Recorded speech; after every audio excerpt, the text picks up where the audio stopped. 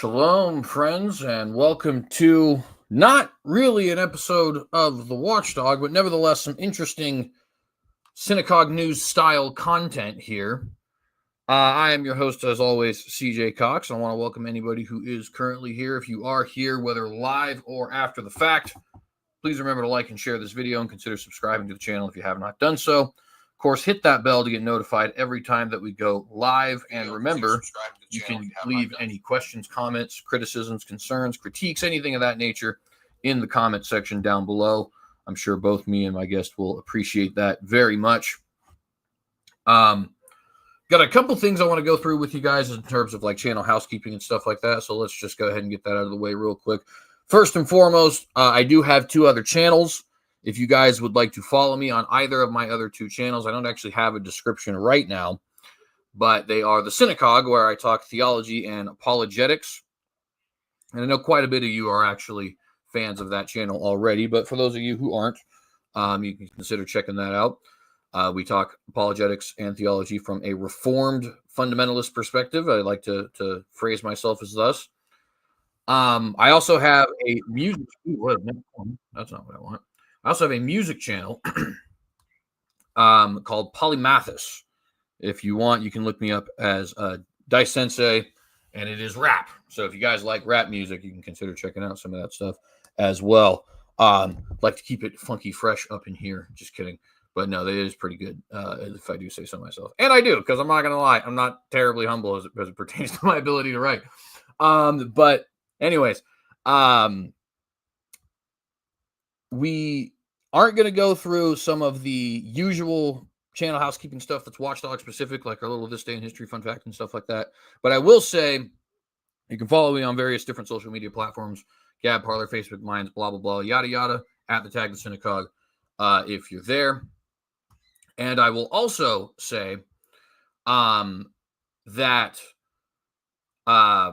you can find my guests academia.edu page.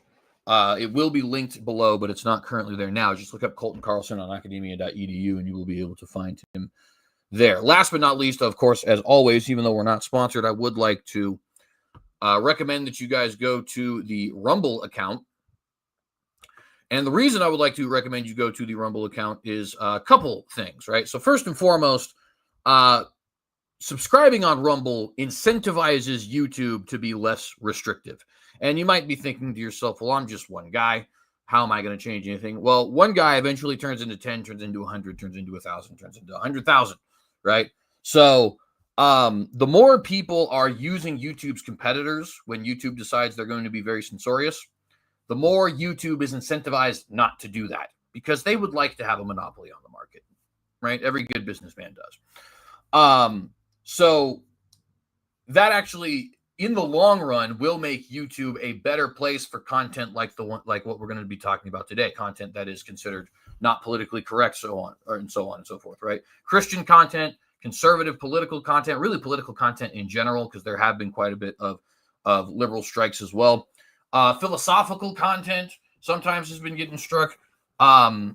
Historical content gets struck all the time, right?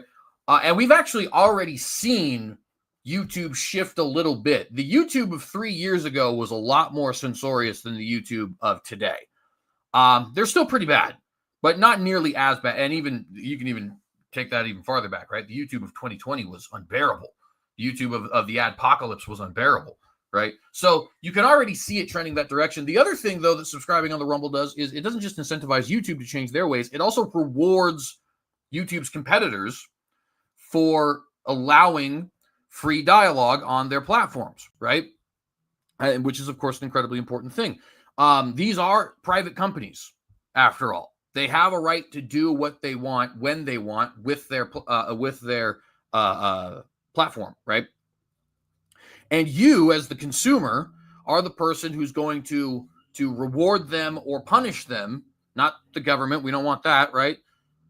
Who's going to reward them and punish them for allowing open dialogue, right? So if you are rewarding Rumble for allowing open dialogue, then you're actually driving the market. You're actually making an impact on our ability to have free discussion, right? So it's a very important thing, I think. The other thing, too, is look, sometimes videos get taken down off of this channel. It doesn't happen nearly as much as it used to. Again, YouTube's gotten a little bit better at that.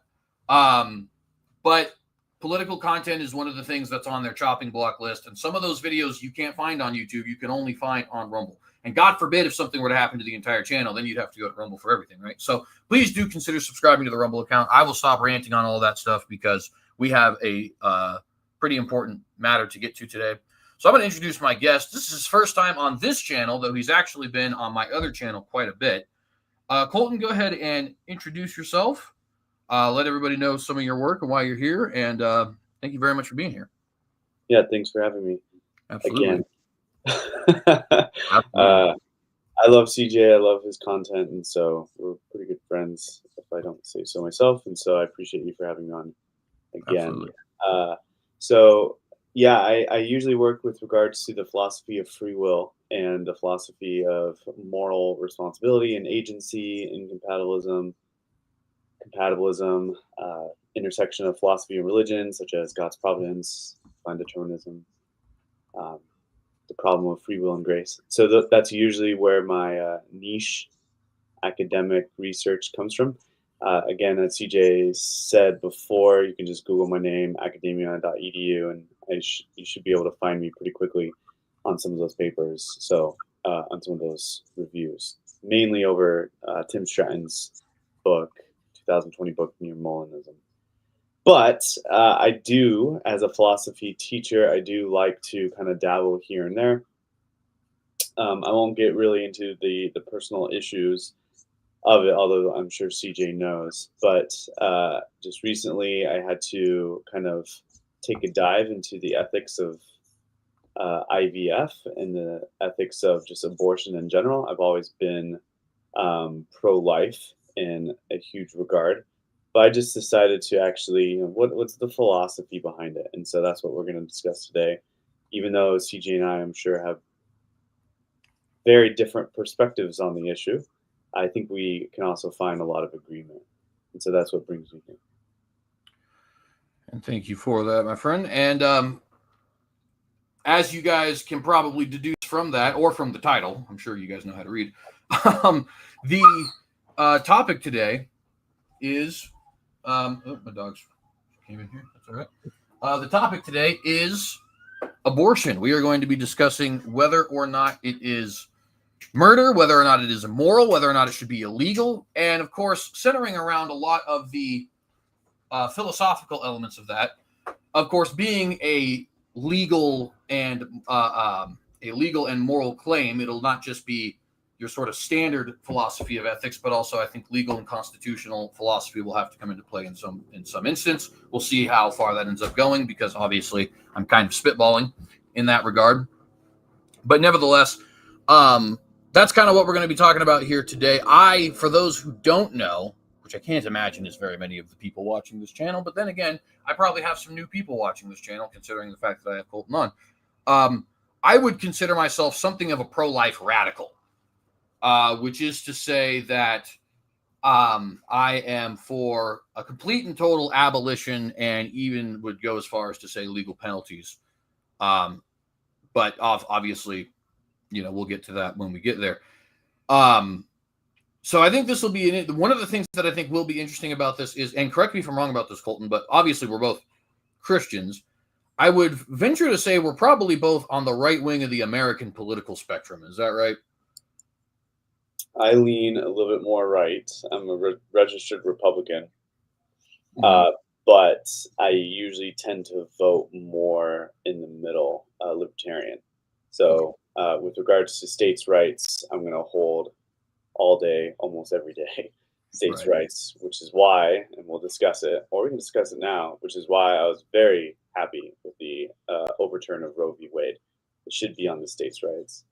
It should be on the state to dictate it, not the federal government. I think the more the federal government puts their hands in things, we get problems. So I think this is no different, right? That said, I think given that the United States is not necessarily it's kind of weedy, but I wouldn't necessarily say it's a Christian nation. We can debate that, but I don't think it's a Christian nation, and because of that, I don't think we should mandate a sort of Christian theocracy. It is what it is.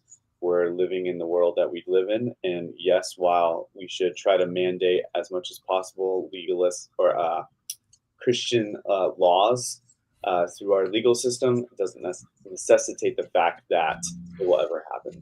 So all that to say is, yes, I am more on the right, but I do lean towards the middle, and I have reasons why I lean towards the middle. And before we get into the topic proper, one thing I noticed right off of the bat in terms of, you mentioned probably more on the libertarian end. Really quickly, for a point of clarification, would you say like Ron Paul style libertarian? No. So then we'll get more into a little bit of a discussion as far as what you mean there. Then the only thing I wanted to mention in bringing it up, though, is that's already an interesting foundational difference as it pertains to political philosophy. I know some people are probably going to get bored with me talking political philosophy, but everybody has one. You just may not know it. I tend to be more of a traditionalist in the Burkean or Russell Kirk kind of frame. Heavily constitutional, and so we may not even disagree in terms of the states' rights issue, although there'll be some interesting things to talk about there. But fascinatingly, I think I once was a libertarian, and I've only become more of a traditionalist probably over the last 3 to 5 years.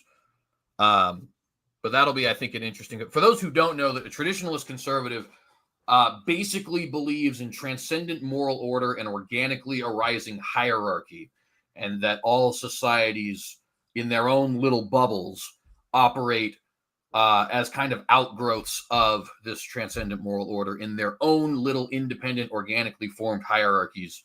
And we tend to emphasize things like order, tend to emphasize things like tradition, tend to emphasize things like hierarchy itself. I'm a firm believer that some people need to be in charge and some people need to be listening, and other such things like that. And I'm giving a very rough rundown of that, but it's just a point that I think might be an interesting point of disagreement. With that, let's actually make that the first jumping off point. If you wouldn't mind, can you explain a little bit of, I know you kind of just did, but just a little bit more in detail, what your political philosophy would be as best as you can describe it? Yeah, I honestly don't really dabble too much in the political philosophy, although I know a little bit of it. I would just describe myself as more right wing, less government involvement, and more on the states' right. I mean, I do believe with CJ that there should be people in charge. So I guess Plato's Republic is kind of rings true. I know there's some detractors and a lot of people disagree with what philosopher kings look like, but that's sort of how I envision it. Not necessarily from the federal government side, but from the state side. I think that the federal government should be that big umbrella, and we do have pockets of control, and even lesser pockets within the cities and townships and so forth that have their kind of control and that make their laws for their people. Because the federal government doesn't know the people as much as the governor knows the people in that state. They just don't. And so I think it needs to be more personal, which only really I see a libertarian view holding to, as well as I think there should be a hierarchy, like you said. So a hierarchy that wouldn't be just all for the people as a blanket, which tends to be, not always, it tends to be from the left side. That's usually how it works. But yeah, I don't want that. But what I'd rather have is each individual state governing their state together, where the federal government is the overarching body of those states. I think this is fundamentally the best way to go about running the different laws for each individual state. And if you don't like the laws of one state, well, then the beautiful thing about the United States is you just go to the next state if you really want to. And Right. so you can relatively, I mean, obviously there's issues with that too nowadays with inflation and junk, but generally you could just, that was kind of the idea, at least when it was founded, that, hey, it's okay if you disagree, right?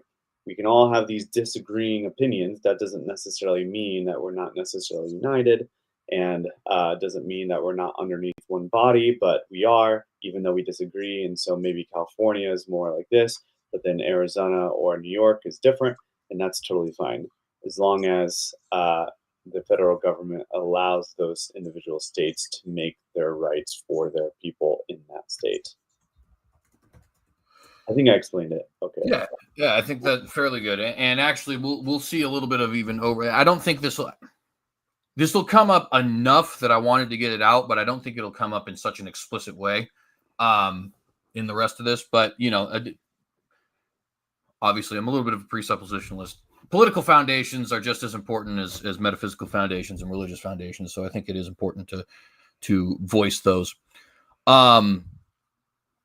So I think now we should probably just jump right into the topic then. So, which is, of course, abortion.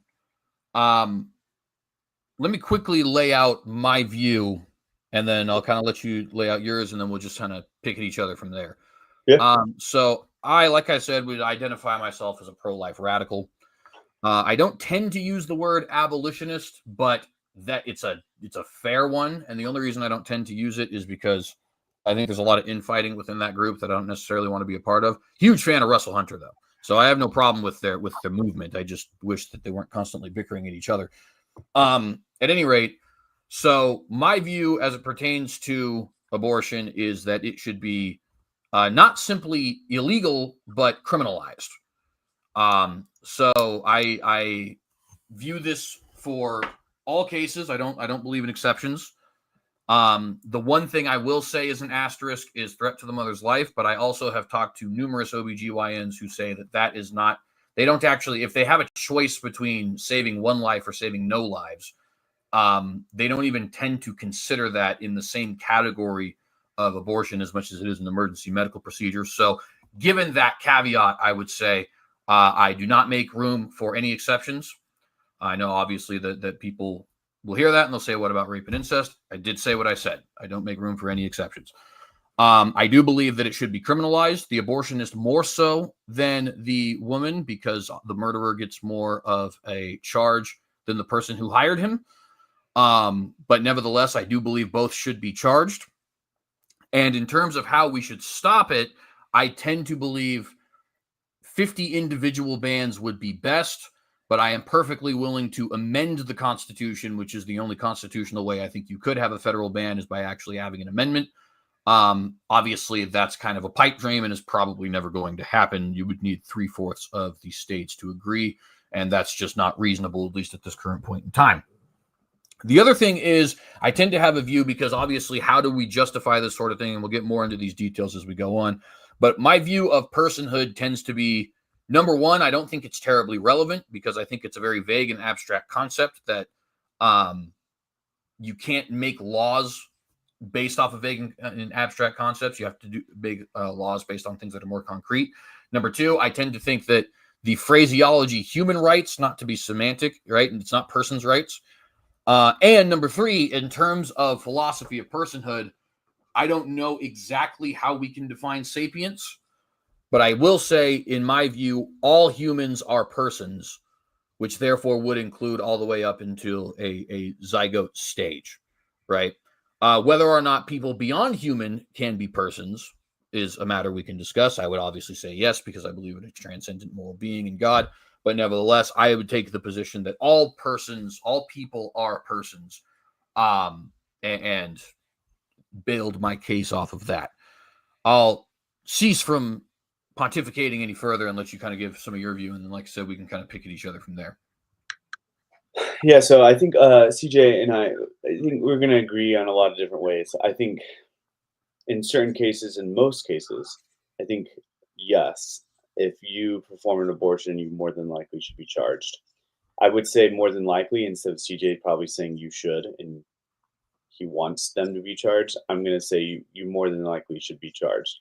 Namely because of realism. I don't see it ever happening. Just like the amendment, I think it would be great if abortion at a certain stage, which I'll explain in a bit, should necessarily be unconstitutional.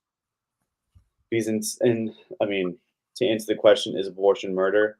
In most cases, absolutely yes. It is the unjustified termination of a human person, and so because of that, we should not allow it. It should be illegal, and anyone who is committing the unjustified termination of a human person, therefore, should be sentenced to the same as if murder was happening. Maybe a lesser degree, maybe not first degree. I think CJ would probably disagree, but the legal system is sticky. So maybe second. It really just depends, I think, on the situation. But I do agree there. I also agree with rape and incest that no, you should not have an abortion. You shouldn't have an abortion to a certain time. Up until you should not have an abortion unless it passes or unless it's before a certain threshold, is what I should say. And so a lot of what CJ says, I absolutely agree. Here's where I disagree. I disagree that personhood is irrelevant. I think that personhood is absolutely relevant. I think that we can't have political philosophy, and then when we talk about political philosophy, and then when it gets into the philosophy, and then backtrack and say, never mind, it's too philosophical. Personhood is vague. We shouldn't, therefore, even worry about personhood. We should just go back to human rights. I think that kind of philosophy is damaging. I think that if we're going to do political philosophy, we have to go all the way. And so, whether or not the Constitution said person rights, I don't think that much matters because the Constitution wasn't a philosophical necessarily a philosophical document. It was first and foremost a political document. And so I'll say that. And I also think that personhood, because it's relevant, I think personhood does start at a certain time. I think it starts around 6 weeks where the brain development begins. So let's get this straight. We both agree, both CJ and I agree, at the moment of conception, that embryo is human. That's not the debate. The debate has nothing to do with whether or not it's human. You'd be an absolute, uh, what's a nice word? A doofus? Maybe I like doofus. ignoramus, I guess. Also. If you want to say that, oh, an embryo or any fetus of any stage is not human, I think that's absolutely ridiculous. You can just pull the human DNA right out of them. It's clearly human from the very beginning of conception. That's not the debate whether or not it's human. And I don't even think the debate is whether or not we can eliminate humans because we already do, especially if you believe in the death penalty. I'm not saying CJ does, he may or may not. But if someone believes in the death penalty and we can get rid of humans, well, then we have to talk about that, right? So there is kind of this precedence that we can get rid of humans. And so just because you're human doesn't mean you're automatically should be saved and so therefore protected, because we don't even necessarily protect serial killers.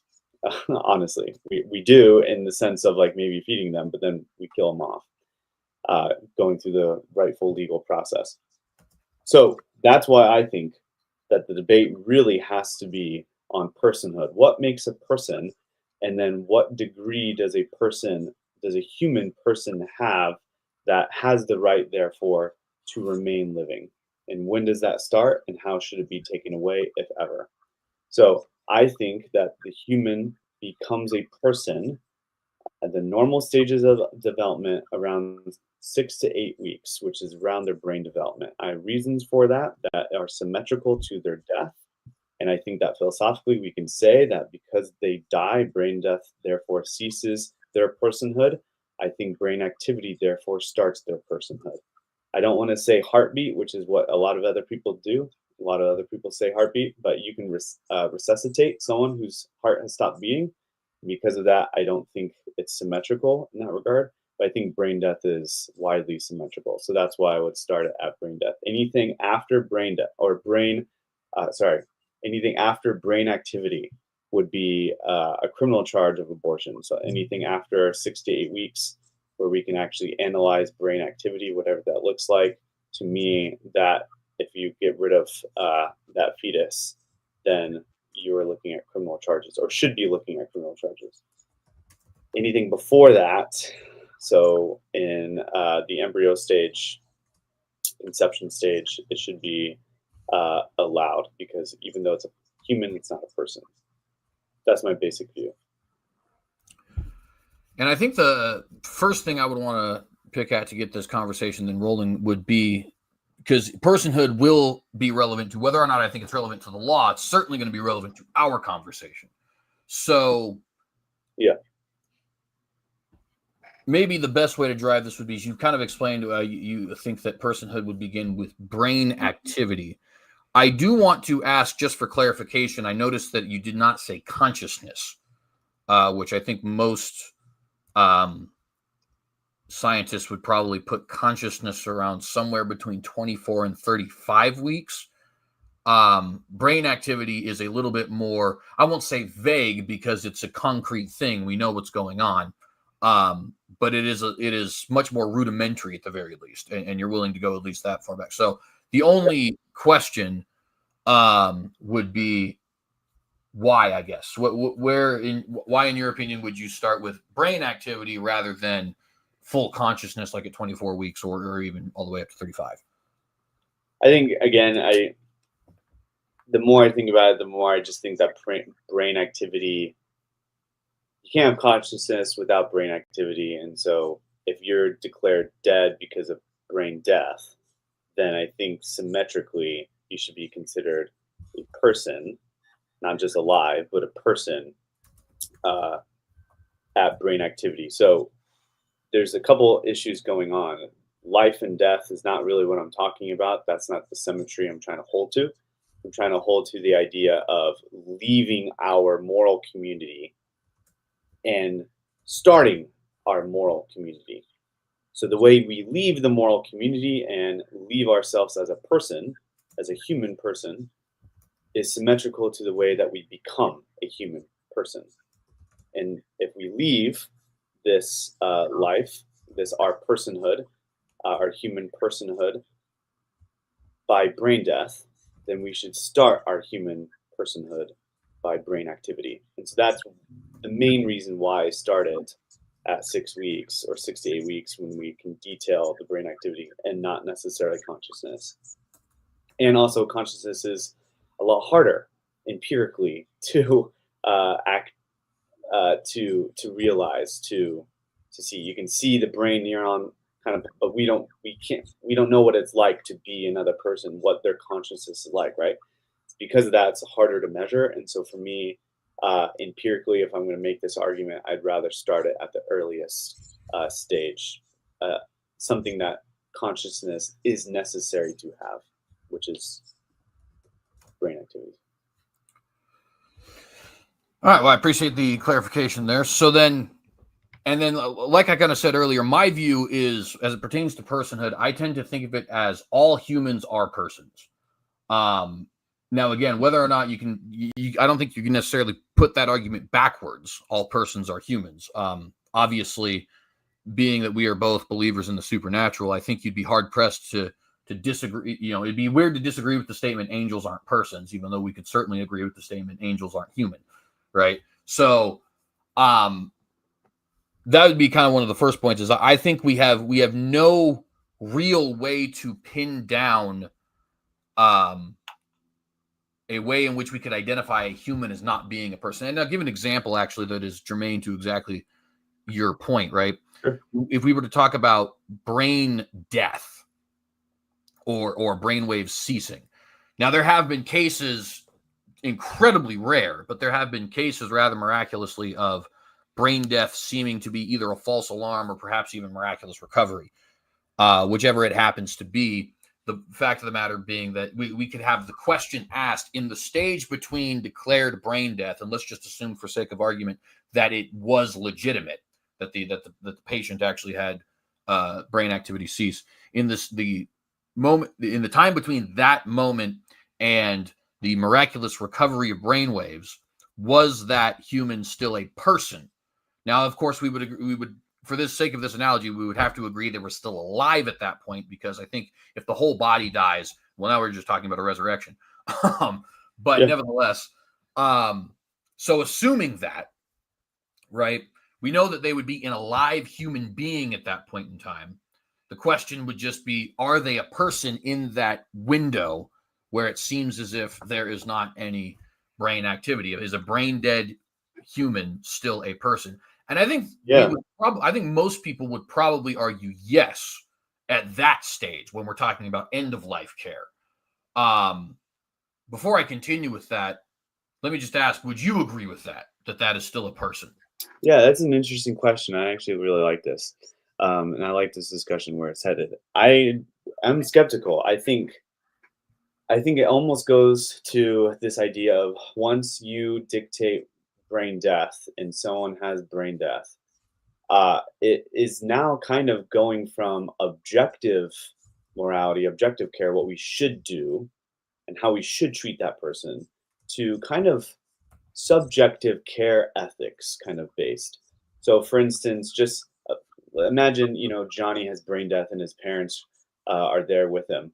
Should just because Johnny has brain death, and that means clinically, it's real brain death and everything, and they know that he's dead, right? His body is just kept on life support, his organs are pumping and everything, but the machine is breathing for him, but his brain isn't telling it to do anything, right?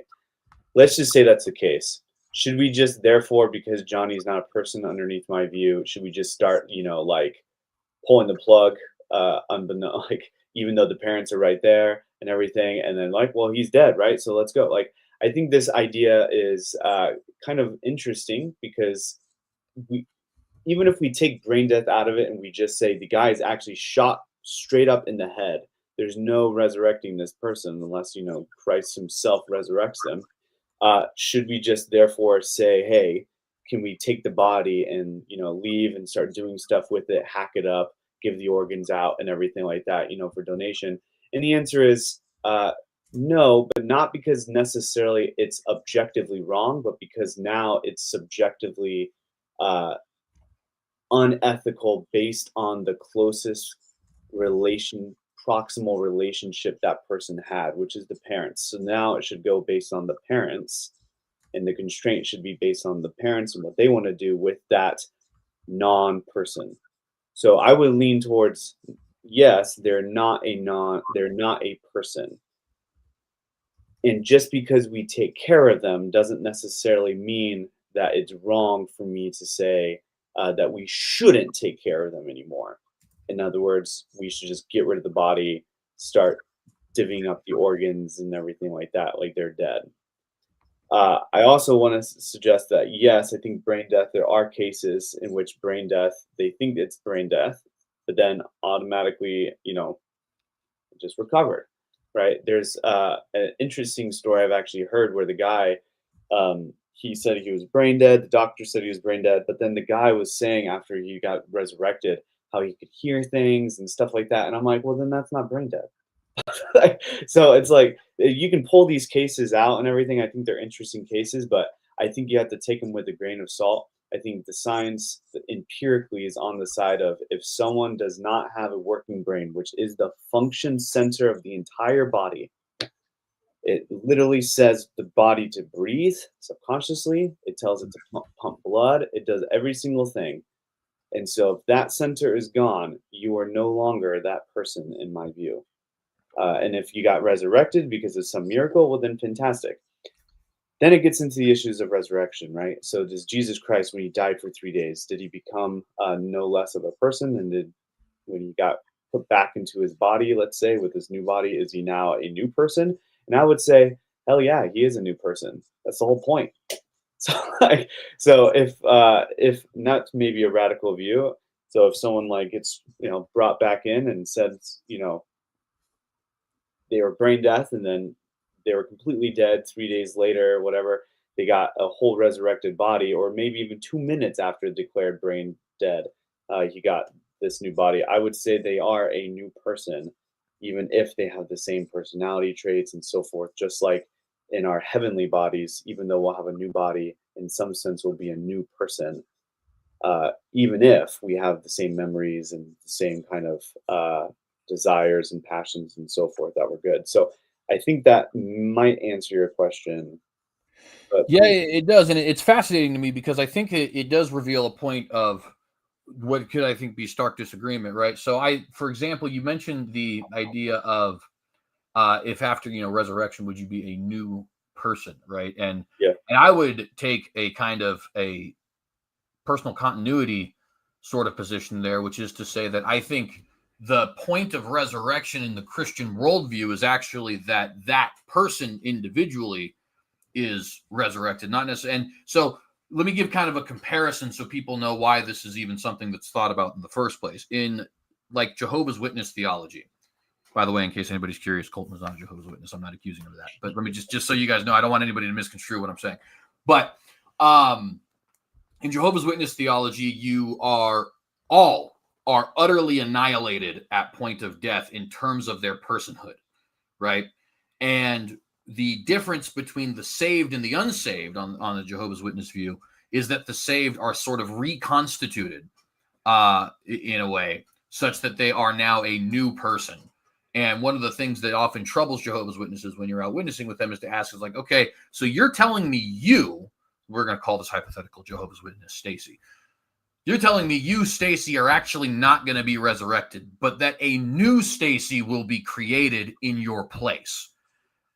And one can immediately see why that tugs at the heartstrings, but beyond even tugging at the heartstrings and the sort of fear element of that, it does seem to me that when we talk about our resurrection, we are, and maybe this is just a problem with colloquialism, but we are talking about I, the person CJ, you, the person Colton, will live again.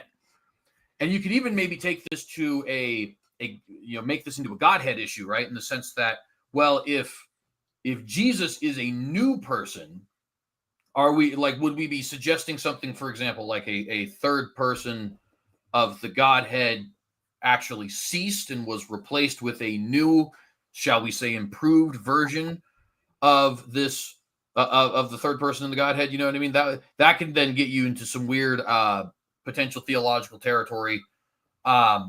which is nevertheless relevant, at least for our purposes, because we are Christians, right?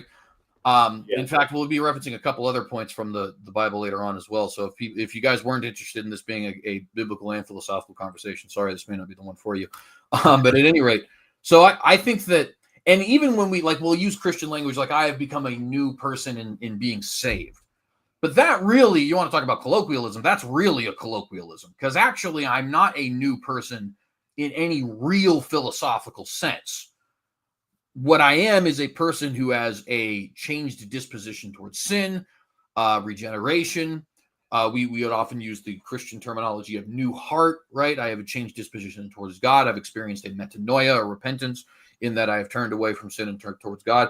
But in terms of personal continuity, I am the same individual who lived through the experiences that led me there in the first place, which is why I can talk about my conversion story, or before I, personal pronoun, was saved, you know what I mean, and stuff like that. So Yeah.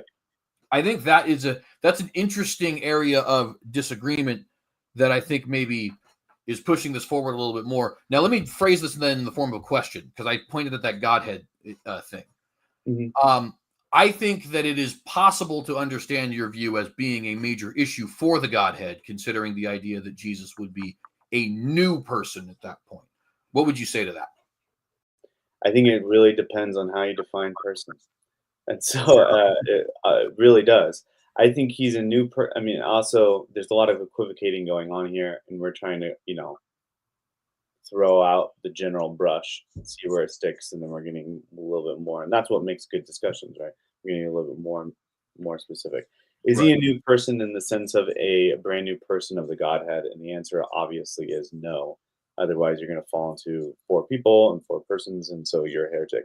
Is he the same person in the sense of personal continuity with the same sort of basic desires and same sort of maybe humor and so forth? And the answer is yes. I think he is the same person in that way. But is he the same individual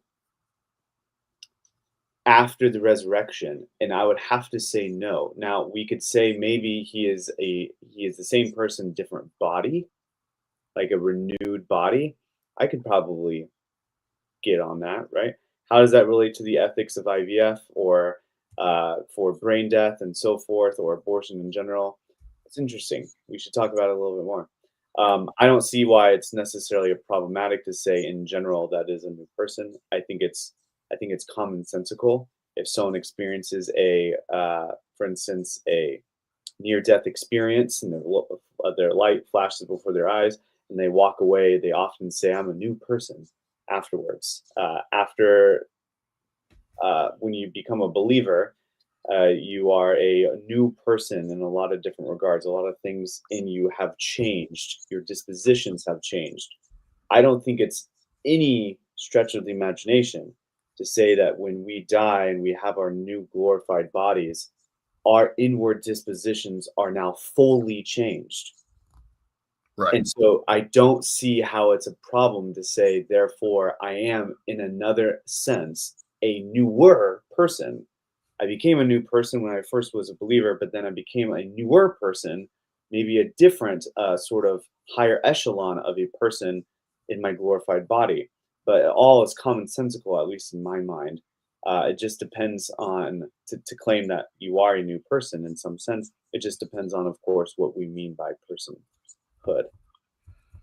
Which I, that I actually find that is probably a good place to then also ask, right? Because and for just in case nobody is keeping up here, we've now talked about things like resurrection and Godhead and stuff, and we might be wondering how is this relating to the abortion issue. So just to remind everybody why we're here, yeah. we're trying to pin down this idea of if brain waves not define, if brain waves are a indicator of personhood in such a way that without them we can say there is not personhood there. In other words, not a definition, but you say that if there's no brainwaves, there is no person.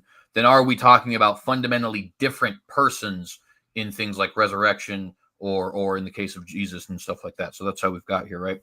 Now, you mentioned here that we would share personal continuity. We'll say the resurrected and the temporal, I guess, is probably the best word to use there. Resurrected and temporal. I was going to say physical, but I think I tend to believe in a physical resurrection, and I think you probably do too. So that's not a good word to use. So that I think really gets to this idea of what do we mean by person? Because in my opinion, I think if you're sharing personal continuity, then at least in the philosophical sense, there are many different ways in which we could use the word, but at least in the philosophical sense, that would be indicative of being the same person. So that then leads to the question, how would you define personhood?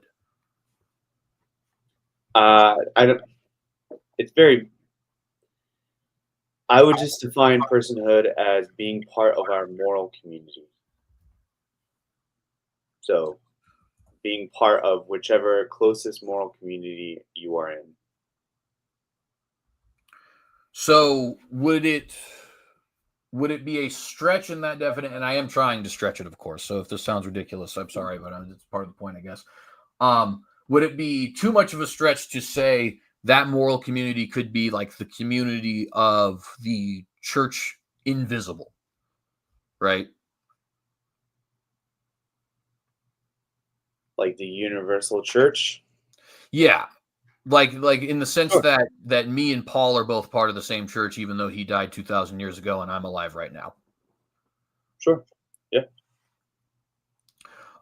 So in that sense, then, would it be fair to say, at least for Christians, that you are never not part of a moral community? If anything, you simply, like you're not part of the moral community of the church when you die, in the same way that I'm not part of the moral community of America when I sleep, right? And that I've If like you mean temporarily. by Christians, those who have professed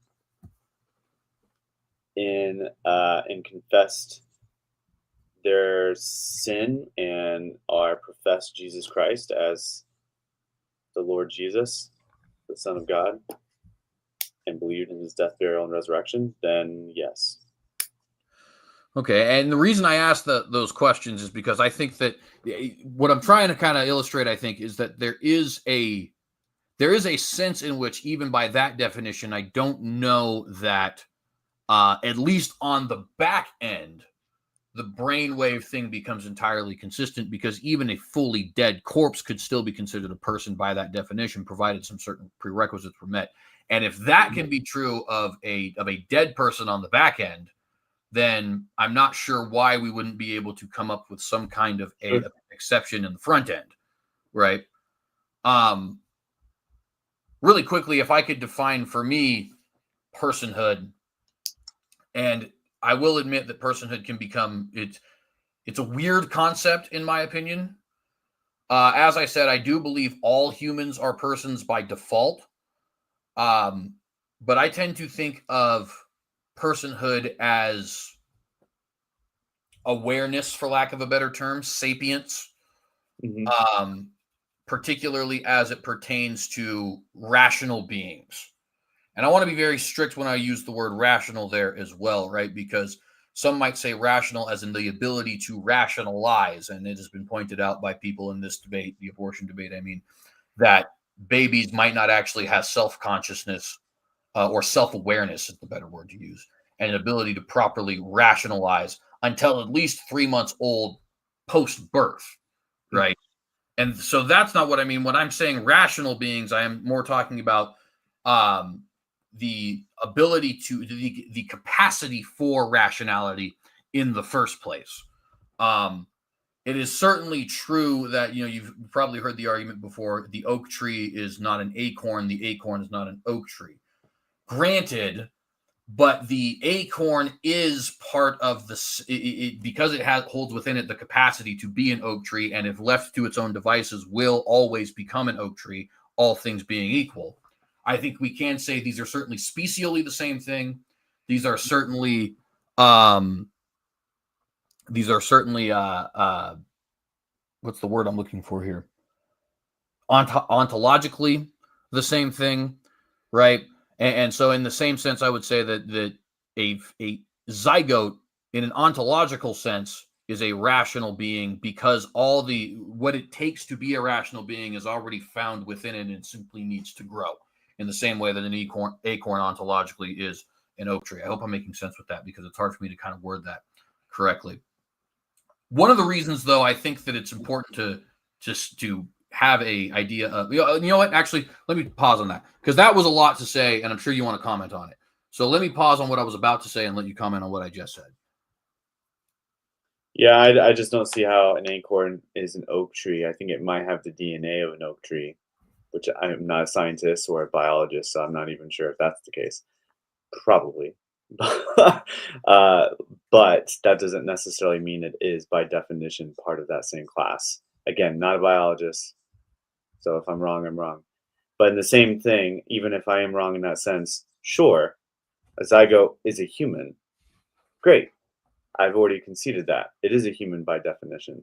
That doesn't necessarily mean it's a person. And so personhood must start somewhere.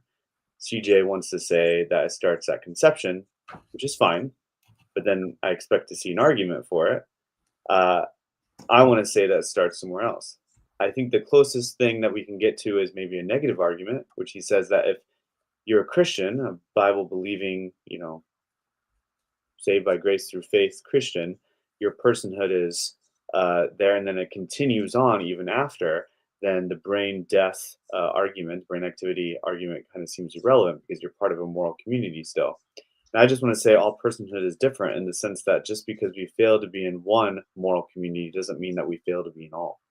So we might fail to be in one moral community, namely our human legal moral community, our human legal government moral community, or just the moral community of humans in general, uh, the universal human moral community in general, even if we're still within, as Christians, the moral community of Christ and his kingdom, right? Still doesn't explain the fact that we can still leave a particular moral community. And I think because we can still leave a particular moral community, that necessitates the fact that it must start somewhere. Right. So even if CJ was right that it's continual and so therefore not necessarily symmetric, it still doesn't answer the other concern of where does it start and why must it start at conception. And this is where I think it, and this is actually where I was going to go with the next point, where I think it's my position here of all humans are persons by default. I think it becomes very relevant, right? So one of the elements that I think is important from a biblical perspective is when you hear things like, for example, in Genesis 9, he says, and I'm trying to think of it off the top of my head. It's going to be a terrible paraphrase, but if a man sheds man's blood, by man shall his blood be shed.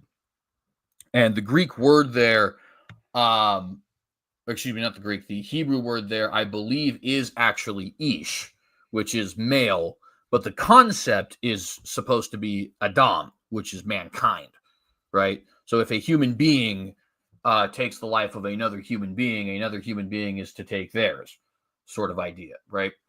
Sure. And the rationalization, of course, there is that because they are made in the image of God. And that tells me two things, right? The first thing is that God in this instance seems to be primarily concerned with humanity more than necessarily with personhood. And then that could lead to a question as to why.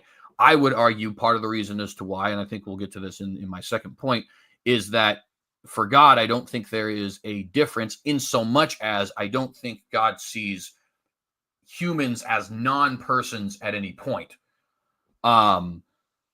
The second point, which I think kind of hints to that, is the justification he gives is that they are made in the image of God, right?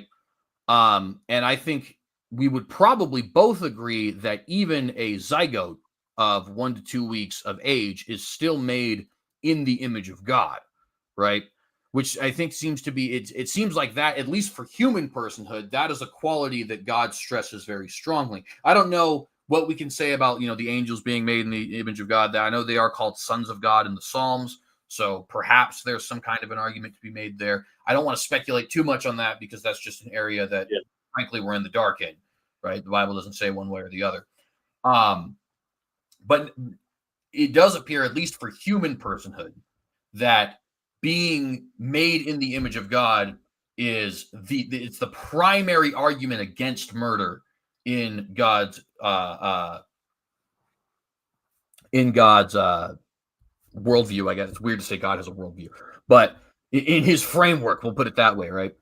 And a zygote of 1 week of age and a fetus of 7 months of age and a human child of 7 years of age, I think all share the same image of Godness, for lack of a better term.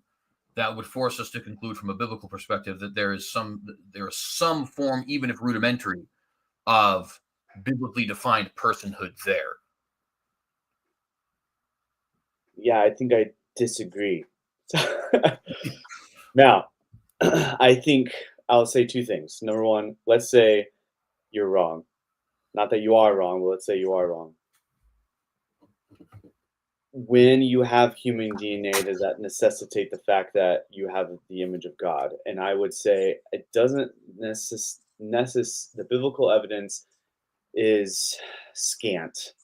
I think there's a verse in Genesis 2, I think in the very beginning, where it says basically when God's creating the life of Adam. It's super interesting. And if you read it in the Hebrew, it's even more interesting. This idea of God forms him, and then he specifically says in the Hebrew and in the English, and then he breathes life into him. And so for me, I can read that and I can say, okay, what does it mean by form? So you are formed, but then subsequently, not at the same time, it's a very clear subsequence or sequence of events. Then afterwards, you have the breath of life. If we want to say that the image of God entails the breath of life, which I think most Christians would want to say, that the breath of life, of God's breath of life, either indirectly or directly, is an indicator of the image of God. If you don't have the breath of life, then you aren't the image of God. He doesn't do that with any other thing in the scriptures besides mankind. He doesn't do that, I don't think, with calves and with insects, or it doesn't do that with the angels per se, like you said. Right. So what I'm saying is, I don't think that just because you are a human necessitates that you are a image of God bearer. It only necessitates that at a certain time you are an image of God bearer. The issue is, where does that begin? That's the issue. And I don't think we have enough evidence. This is still the first point I want to make. It doesn't I don't think we have enough evidence to suggest that just because you are a human, therefore you are made in the image of God. Now, after brain activity is where I think that is where the breath of life is put in, because you have brain activity. You are now an image bearer. You are a person in that sense. So, for instance, to me, a zygote is no different than a cat. It might be something that we want to protect, maybe, but then I think it's ultimately up to you, and I think it's ultimately up to the culture and so forth. Because animals, yes, we want to protect them, but we also eat them. So we are called to take dominion on them in a lot of different ways. I think that is how we ought to go about looking at zygotes and like embryos. But uh, I don't think it's where the image of God starts. I think the image of God starts around brain activity. Now, let's just say I'm completely wrong. This is my second point. Let's just say I'm completely wrong. And yes, the image of God starts directly at conception, the moment where the sperm hits the egg and conceives. Is there ever precedence to suggest that we can get rid of a human person? And I would say yes, we do it all the time, namely death penalty. And so, because it's a human person, we get rid of them almost all of the time. Now, this just uncans a huge ton of worms, which we can totally get into, CJ, if you want to. They're not innocent, whereas the human zygote is, and so forth. So there's all these different asymmetries. And so, what do you mean that we get rid of human persons all the time, and blah blah blah? We can totally get into that, but the idea is, I think it's not the whole blanket statement. What I'm trying to say is, it's not like it's unprecedented. Just because you're automatically a human person doesn't mean that we ought to protect you always at all times. The issue is, what kind of personhood do you have, in my mind? And so, with regards to like serial killers, where they are a human person, but yet they lose their personhood, and we actually detract their personhood governmentally and legally, we take away their personhood. Uh, that I think shows us that yes, you can be an image bearer of God.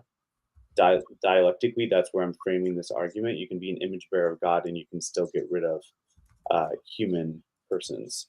And so you can actually lose your personhood in some sense. And so we also do this in war, where seemingly they're innocent, right? Another person is innocent across the field. You don't know them, I don't know them, and then we shoot them. Is that morally justifiable? Well, we want to say yes. Well, maybe, maybe not. I'm not declaring pacifism by any means, but I think dialectically, those are all issues that are now brought up. That if you want to say that at no stage anywhere that human persons made in the image of God can be eradicated, I think that's just plainly false. And if you want to say, okay, never mind, actually, I mean, no, innocent human persons can never be eradicated, I also think that's also false, because we see it in war, right? Where I think that you can be a Nazi soldier, and that doesn't mean that you could be an amazing Nazi soldier in the sense of you are caring for your family, you love your family, you have no idea the atrocities that the government is happening, you're just doing your orders, and yet you kill somebody. And is that therefore morally wrong or justifiable? Those are all issues that come up. The whole point is, I think we can eliminate humans made in the image of God under certain circumstances. And I think that goes right back to, can we eliminate the embryo or the fetus before 6 weeks, before brain activity, underneath certain circumstances? And so I don't think the evidence is necessarily in favor of, even though maybe it leans towards keeping the embryo, or claiming that they are a human person deserving of full rights. I said a lot, so I want to give you time to respond. Yeah, well, and I think the biggest issue I have there is that in a manner that's kind of an argument that almost proves too much. And what I mean by that is we start initially, of course, with this idea of personhood. Yeah. Right. And I say that I think that, I think from an ontological perspective, a zygote at least has the capacity to, if unaided, or excuse me, if not unaided, what's the word I'm looking for? If nothing stops it is what I'm trying to say. I don't know why I lost the word. It was literally on the tip of my tongue. But if nothing stops it, the capacity within it is a fully rational functioning human. And I think that the capacity for rationality at a bare minimum is something I would add in my definition of personhood, right? When we look at the biblical evidence, I say that, well, I think for God, it seems like his definition, at the very least, of human personhood does seem to rely upon this idea that man is made in the image of God, right? And we will get back to Genesis 9:6 here in a moment, but he uses Genesis 9:6 as his justification to say this is why you can't actually, take the life of your fellows. And when we then move on from there to say, okay, yes, but there are circumstances in which we can take the life of a human person, and I will get to why I think some of those circumstances don't work also in just a moment, at least as it pertains to this conversation. I think that then actually plays to even farther than what you're currently willing to go to, right? So, like, for example, I have a good friend, and I will say his name here because he's also a public figure, Michael, the Canadian atheist. We disagree on virtually everything because he's a progressive and an atheist and a Canadian, and they're wrong about everything. But we're nevertheless we're good friends, and we talk about these issues quite a bit. And he doesn't necessarily deny the life or the personhood of the fetus. For him, bodily autonomy is a justifiable reason to terminate. Right? Eric Van Adams also published an article recently where he was talking about, this is something that we need to allow. Yes, it's the taking of an innocent human life, but it's something we need to allow for because of bodily autonomy. I believe it's Eric Van Adams is his name. I'm not hugely familiar beyond that article with his work, but I read that article and we had some choice words for each other.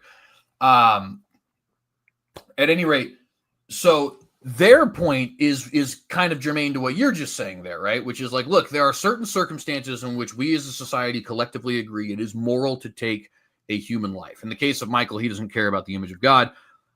Eric, I think, is a philosophical theist, not necessarily a Christian theist, but I'm not very familiar with his work, so I could be wrong about that. Nevertheless, in both of their instances, that seems to be, their point seems to be, yes, I recognize that we might be taking a human life, and I may even recognize that we're taking the life of a human person, but bodily autonomy is a justifiable reason to take that sort of a life there, right? And so I think this argument almost proves a little bit too much, in so much as that if it's true, then the justification you're using to stop at a certain point and the justification I'm using to go all the way in saying that we have to cut all of it off, right? Both of them seem to, I'll put it this way. It seems mine is, I think, a little bit more consistent in that, because if you're saying, well, it's where personhood begins, but then retreating, I think, to, well, but personhood, we can negate personhood. We can get rid of personhood in certain instances because of certain circumstances. It's like, okay, well, then why does it matter whether or not they're persons? You know what I mean? Like if I don't know what you mean. I know, I'm trying to make so basically what I'm trying to say is, if you're saying you can't take a life past 6 weeks, because at that point they're a person, right? Mm-hmm. And I'm saying, okay, well, I don't think you can take the life at any point in time because it's a human life. And we'll get into some of the adjectival things we'll add to that here in a moment, right? Like innocent and all that jazz. To then say, okay, yeah, but there are instances in which we do take the lives of persons, is like, okay, so if taking the life of a person is justifiable in some cases, then why does it matter after 6 weeks that they're not a person? It seems like there's actually something deeper there that we would have to get to in terms of the reason why you can't take the life at 6 weeks, because we would just agree, yeah, you can take a person's life at certain times, right? Is it clear that time? Yeah, a little bit. So let me see. Like, I think I'll try to kind of recount a little bit what I said. It's so you can, I think, take the life of anyone that is or that is not innocent. How do I want to phrase this? I think you can. There is certain circumstances where you can take the life of a human person. Yes, either because that human person, like for instance in war, right? You can just straight word take the life of the human person. You're not blameworthy. Or if the person themselves has evidence against their personhood and has basically recounted their personhood, or not recounted, their recanted their personhood. That's the word. Recanted their person. Like for instance, John Wayne Gacy, I think, because of his horrific crimes, has recanted, whether he wants to or not, his personhood. So we have the right as the state to kill him, not to murder him, because I think those are two different things, but to kill him. Right.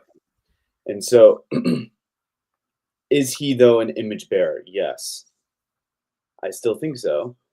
But I therefore think you can be an image bearer and still not a person. That's my whole point.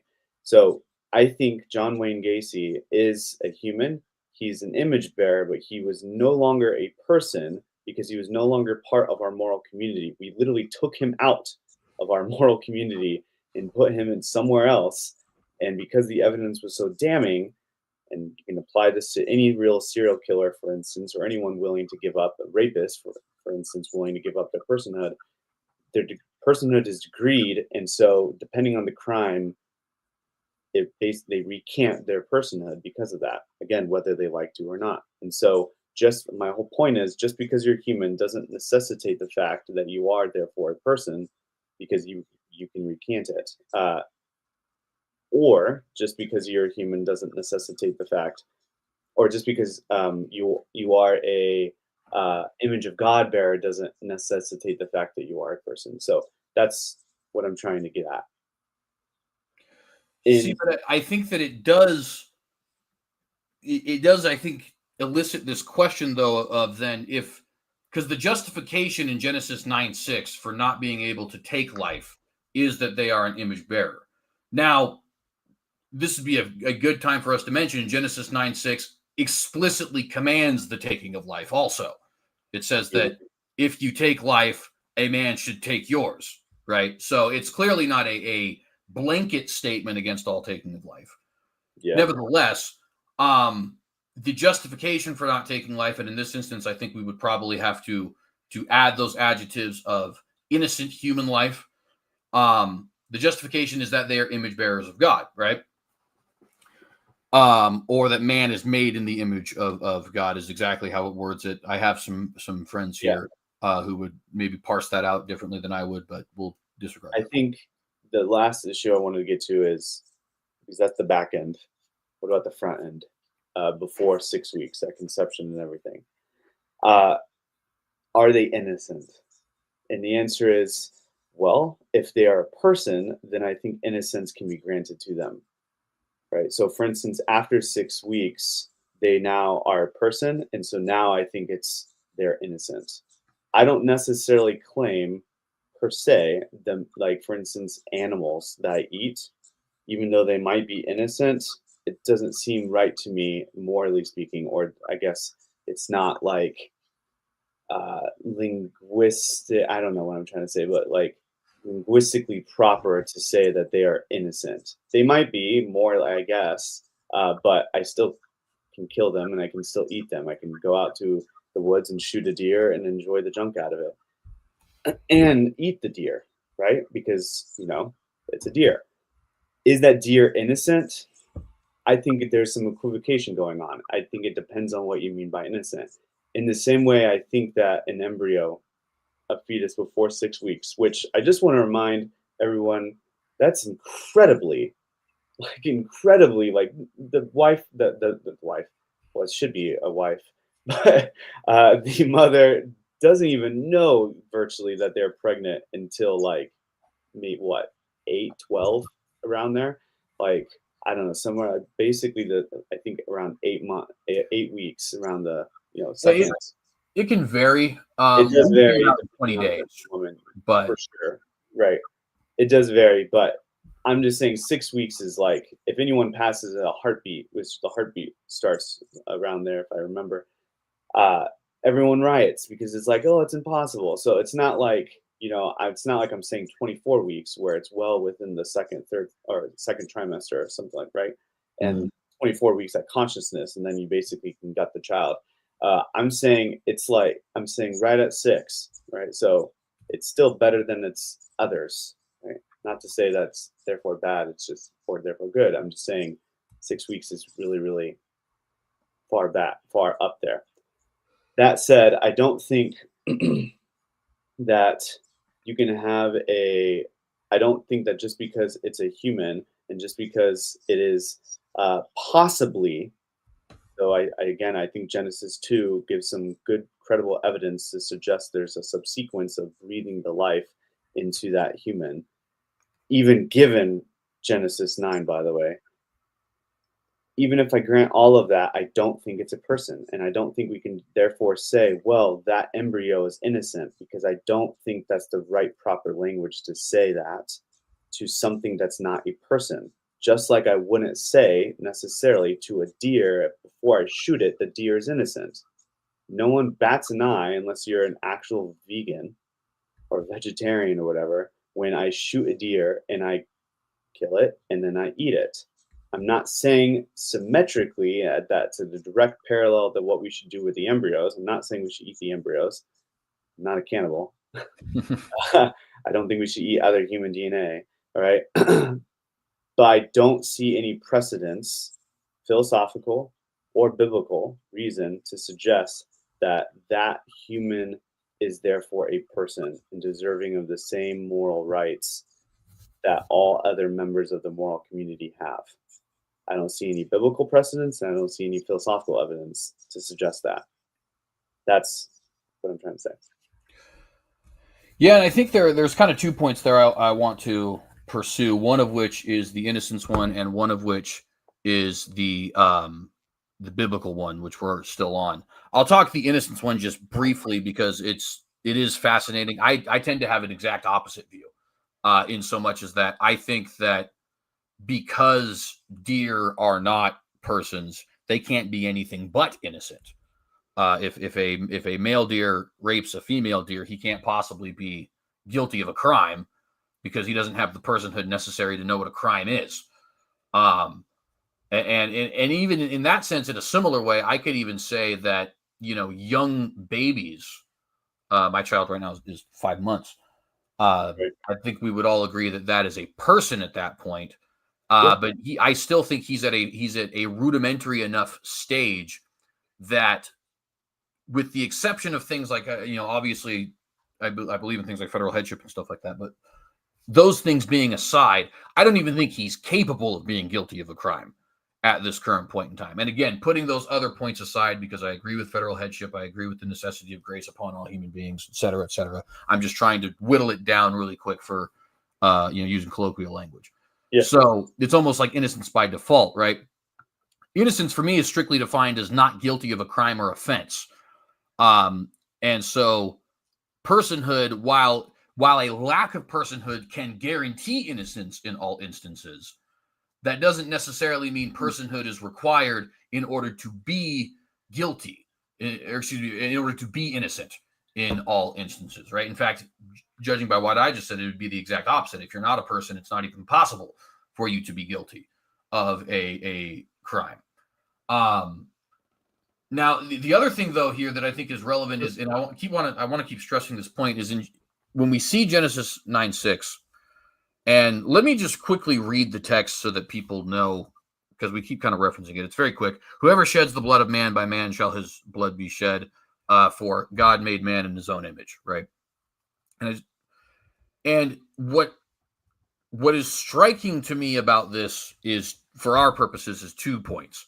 The first being that the justification for not taking the life is that they are made in God's image, right? The implication there seemingly being that if you are an image bearer of God, it is not right to take your life. And the second point that is striking to me is that the verse also explicitly commands the taking of an image bearer's life, right? In that if that image bearer has taken the life of another image bearer, his life is to be taken by an image bearer, right? So in other words, it can't be understood as a complete and total blanket, all image bearers, you cannot take their life under any circumstances. At the same time, the reason you can't take any image bearer's life, by which I mean any individual, right? Not saying a blanket statement, you can't take any lives at any point in time, but right, okay, you get what I'm saying. Is because they are in fact image bearers. Now, how does this relate then to our issue of abortion, right? Well, it seems rather clear that the biblical text is not revoking the image bearingness of the killer, but is simply pointing out this is because he has committed a crime against God's image, he is guilty of that blood, and therefore, his blood is to be upon his own head, kind of thing. Yeah, right? Praise the Lord. Exactly, right. And I am, for the record, in case anybody's curious, I am so pro death penalty, it is ridiculous. Obviously, not in wild circumstances. You shouldn't be executing people for stealing Snickers bars, but so there's an implication there of it is not okay to take an image bearer's life unless they are innocent, right? Now, we would all agree, as Christians at least, that human beings by default are image bearers of God. If that is true, and I guess maybe I shouldn't put words in your mouth, but assuming that is true, then we would have to, I think, conclude that all image bearers of God are afforded a certain level of guilt and or innocence in so much as it pertains to this issue. And if it's not right to take the life of an image bearer of God unless that image bearer of God has in some sense justified your taking of their life, right? And so if that's point one, you can't take the life of an image bearer of God unless they have given you justification to do so. And point two is a zygote is an image bearer of God. And you could add point three there as well. A zygote has not given you a reason to revoke their life in this instance. They've not given you a justifiable reason to take their life. It seems to me like you have a clear Genesis 9:6 biblical argument for not being able to do so. And let me actually read something very briefly that I thought would be relevant here that would actually make this point, I think, a little bit clearer. I've written this down already because I've used it hundreds of times. This is my little CJ's argument for unborn life. I hope you guys can actually see it. And it says, premise one, the willful taking of an innocent human life is always wrong given any reasonable alternative. Premise two, the human fetus is, of course, human. Premise three, the human fetus is innocent. Premise four, the human fetus is alive. Premise five, there are always reasonable alternatives to abortion, adoption, abstinence, contraception, raising the child, save for cases where the mother's life is in imminent risk. Conclusion, abortion is always wrong, save for cases where there's imminent risk to the mother's life. Now, this does not reference Genesis 9:6, but I think it's making the same point, specifically as it pertains to premise one there, right? If we were to change out human for image bearer of God, the willful taking of an image bearer of God's life is always wrong given any reasonable circumstance or reasonable alternative. And then just continue to replace human with image bearer of God there. I don't see how this doesn't hold given the Genesis 9:6 evidence, right? And again, bearing in mind the Genesis 9:6 already accounts for what you might say as far as like, well, we take people's life in warfare, right? In warfare, I don't think you're afforded that level of innocence that is implicit in Genesis 9:6. First off, you already have taken human life, or at least are planning on it, if you're going to war. And secondly, we see that implication baked into Genesis 9:6, that there are, even though you are not to take the life of an image bearer of God, baked into that very command is, but there are circumstances in which it's justified. And I think we can, extrapolate innocence from that. So at any rate, I don't want to keep going because if I keep going, I'll muddy my own point. Sure. So yeah, it's in there. Yeah, I think I'll go backwards and I'll say one quick point, and then I'll go backwards because you said innocence and biblical. You have an innocence kind of point, and then the biblical point to support it. In the case of war, I still would like to point out that, I mean, we can keep pushing this back further and further, but God Himself has taken up many, many civilizations and just completely destroyed them. You just recently had a debate on this, right, CJ? I did. So I have to venture, though maybe I may or may not. I'm not saying this as an argument. I'm just saying this as kind of like a, not even a support. I'm just kind of a curious meandering, I guess. I have to wonder that some of those lives that God has told the Israelite army to destroy completely and utterly, some of those lives in that city has got to be innocent in some way, even the adult human lives. I think it's very far fetched to say that just because the civilization as a whole is maybe corrupted, that therefore every single person in that civilization is therefore uh, corrupted. I think Rahab is a good example of this, right? That Rahab, of course, wasn't corrupted in the same sense as everyone else. But I mean, that's just one example. Are we to suggest that if God says to destroy a whole civilization, that that means every single person, maybe even including the women and children in there, are not innocent? Really strange. I don't want to say that as a support for my argument. I'm sure you have a lot to say to that. You can respond to it as if that's more, like I said, a philosophical meandering. Uh, I want to go back though to the innocent part. You want to say that non-persons are innocent, right? And so you want to take the opposite view of mine and say embryos are probably the most innocent, or deers are really innocent because if a deer rapes another deer, then you don't blame them for raping it because they don't have the moral capacity at that time to actually understand what's happening and so forth. So they're innocent by default. And I want to say, sure, maybe let's use innocent by default. But then I think that if they're innocent by default, in the same way that I can kill a deer or I can kill a plant, for instance, or a fly, right? I think that an embryo before 6 weeks, before brain activity, I shouldn't be therefore blamed for eliminating it. So let's just say I do eliminate an embryo before 6 weeks. Can you, as a fellow moral person in my moral community, have then therefore the opportunity to blame me if they are innocent underneath your view? I think if they are innocent, my whole point is, regardless of their innocent, whether they're innocent or not, we can eliminate them. We can take, and I don't even really like using the word eliminate, right? But like maybe like we eliminate them, we can do whatever the junk we want with them, right? They aren't persons in my view. So whatever you do with the deer, besides eat it, you can pretty much do to an embryo, right? I just don't see any real reason philosophically to suggest that, right? I don't think we can be held blameworthy for terminating that embryo before personhood starts. In the same way, I don't think we can be held blameworthy unless you're like a pacifist or a vegan of some sort for terminating a deer or terminating a plant or terminating a tree or anything like that. Right? Unless you think the breath of life is literally in every single thing, so like you're Buddhist or Hindu or whatever, I think Hindu, right? Then that just seems wholly not applicable to the Christian worldview. On the biblical thing, again, I did say I don't know if I would necessarily see any evidence that humans are therefore all humans of all stripes, no matter what stage they're in, therefore have the image of God.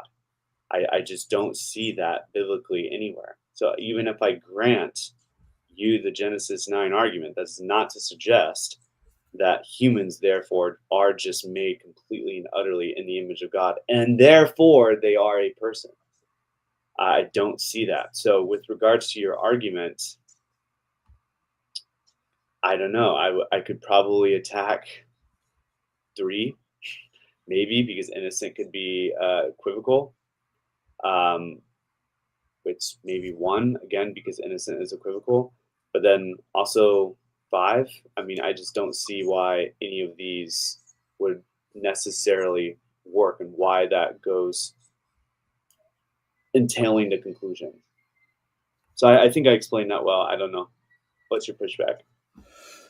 Well, I think the primary pushback is this. So the word used in Hebrew 9:6, and I made sure to just look this up real quick. So just so people get a peek behind the curtain, I said earlier that the word was ish. I wanted to double check my own work. I'm not trying to spring up new facts on Genesis on Colton in a dishonest way, right? So I do have another tab open here, and it is Adam, right? So whoever sheds the blood of man, as in humans, by man as in humans shall his blood be shed. So and then he goes on to say that for in the image of God he made man, right? Or ki basalem Elohim asa et ha'adam is how you would say that in the Hebrew. So the reason I bring that point up, and initially I thought this was just implied. Now I can actually say this is actually linguistically the case. God's argument here against murder is that man, as in human beings, are made in the image of God. And so I would say, I think the burden of proof would have to be on the other side to say, okay, let's say that you have a level of incredulity here in saying that I don't see why I should grant all humans are made in the image of God. Well, I do know in the Hebrew, it is simply said humans are made in the image of God. So I would have to see, I think, convincing argument to the contrary, that there are certain humans to whom that does not apply. I can say very, very plainly that that does not apply to deer because God never made a deer in the image of God, right?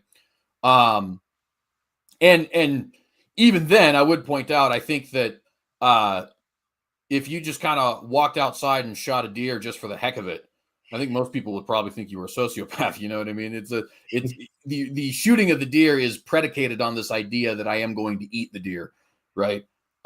Which then brings us back to maybe some of the reasons for terminating a human life, which I think is fundamentally different than reasons for terminating an animal life. The other point, though, I would want to say here too. So there's 2 points, right? The first point is the one about the deer was not one of my points, just kind of a little side meandering, like you were saying. Sure. The first point is that I think the Hebrew actually, it does explicitly say Adam. And so I would say that the burden of proof is then on the other side to demonstrate that there are, in fact, some humans who are not made in the image of God. And if that can't be demonstrated, I think I'm safe in assuming all humans have at least that quality of human personhood. Therefore, all humans who are innocent of any crime should be given the right to life, if you'd like to call it that. But the other point I think that I would want to bring up here is as it pertains to this image of God point, right? You'd say I can't be blamed because they're not moral agents. Well, I don't think that they're moral agents at 9 months either. In fact, I'm not convinced that my 5-month-old son is a moral agent. I think he understands morality at this stage in his life roughly the same way that my dogs do, which is, sure, okay, I'm getting a disapproving look from dad. Maybe, and even then, maybe he even needs a couple of months to get to that point. I'm not sure. I mean, 5 months yet. I'm not yet at the point where I'm like disciplining my child. You know what I mean? Whereas, yeah, of course, I would with my dog. So, but obviously we would both agree that I can be blamed for taking that life. In fact, and you can correct me if I'm wrong, but I would venture to think we would probably both, at least from a visceral standpoint, if maybe not necessarily a logical one, but at least from a visceral standpoint, we'd probably be even more horrified if I say you're guilty of no crime and I were to shoot you, and I would, of course, never do that. But that'd be terrible. And it'd be terrible to the point of where if somebody in the live chat said, okay, execute CJ, I'd be like, okay, that's reasonable, actually. But if I were to do that to a 5-month-old, I think the more visceral reaction would be like, Sometimes I really like to get rid of that cruel and unusual punishment clause in the Constitution because that's effed up. You know what I mean? Like we actually get more wrathful at that idea, justifiably so. I think that's in us for a reason. But the greater point here I'm trying to make is that's still not, at least in my view, that's still not a moral agent because that's not an agent that understands morality in the self same way that I or you would, or even that he himself will in 5 months' time. You Yep. know what I mean? So just because you're not a moral agent does not necessarily mean that I can't be held blameworthy for killing you. In fact, quite the opposite. I think that for most people, that would make it all the more negative if I were to take your life, at least in certain instances. Obviously, we would both agree that hunting a deer is not immoral. Although I would like to add, there is a little caveat even there, right? Because I don't think Adam was hunting deer. In other words, there is a sense in which all death is, we'll say, unideal. I won't say immoral because I don't think you're committing some kind of a sin for killing a deer, but I certainly don't think that was like God's intention. I think that God probably is pretty fond of deer. He did spend a lot of time creating them, after all, and he probably doesn't considering death as a result of the fall, he probably doesn't love a world where there's a lot of deer killing going on, even if it's not necessarily sinful. Probably doesn't like a world where we're executing murderers either, even if that's something that he's requiring us to do. It'd probably be better if there were no executions, period, right? That's another kind of meandering point, but it is just to say, even then, even if we're not talking about something that's immoral, we are certainly talking about something that from a biblical perspective is not ideal. But anyway, I hope I'm not. I can grant one thing I can grant. I think that the elimination of an embryo may or may not be ideal.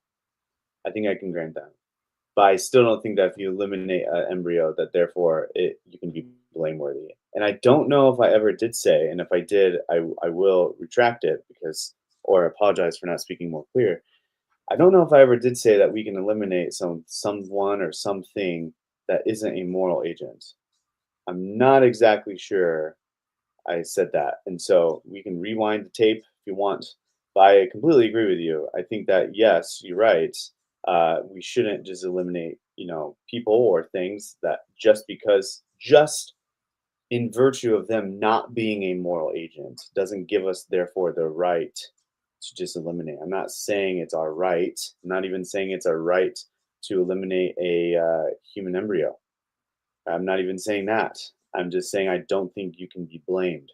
That's the point. I don't think you can be blamed for an elimination of human embryo in the same way that you cannot be blamed for eliminating, let's say, a fly. I don't see how those are not necessarily symmetrical.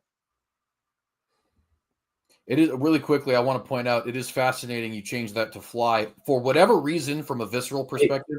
If it you could punch be a a deer, deer, it could be fly. I think deer is getting kind of convoluted, but I well, just it's funny though. That's actually the point I was going to make. Is like if you punched a deer in the face, didn't even kill it, you just punched it in the face. I'd be like, "What the hell, man?" Kill a fly, it's kind of like, well, and again, I think like, I think like so this is why I like these discussions because I mean it seems like it just props up with a bunch ethics in general props up with a bunch of counterexamples it seems right and that's why problems like the trolley problem are so fun and even if you feel like you have the right answer and I think most people think they do have the right answer it's still just fun entertain and think about in a non-ideal situation right and so in this non-ideal situation uh, yeah, I think it's not ideal. I like that you use that word to punch a deer in the face.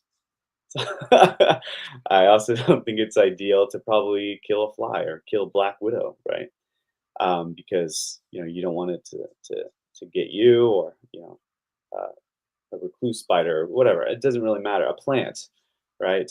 I don't see much relevant difference, at least a relevant difference between a human embryo in terms of personhood, a human embryo and a plant. I don't see any relevant difference between the two, right? Because primarily because of personhood, they don't have the personhood. They don't have the brain activity to designate a person.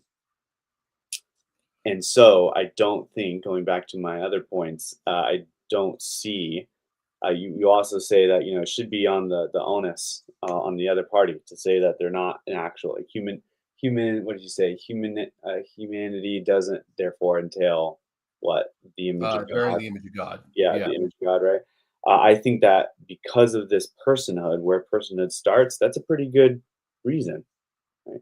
So personhood starts not at the very beginning of human life, and we have good evidence to suggest that it does start somewhere else, then I think that is good evidence to say that, uh, in general, yes, human life, innocent human life, should not be taken, right? But that's obviously, it's just a maxim, it's a principle.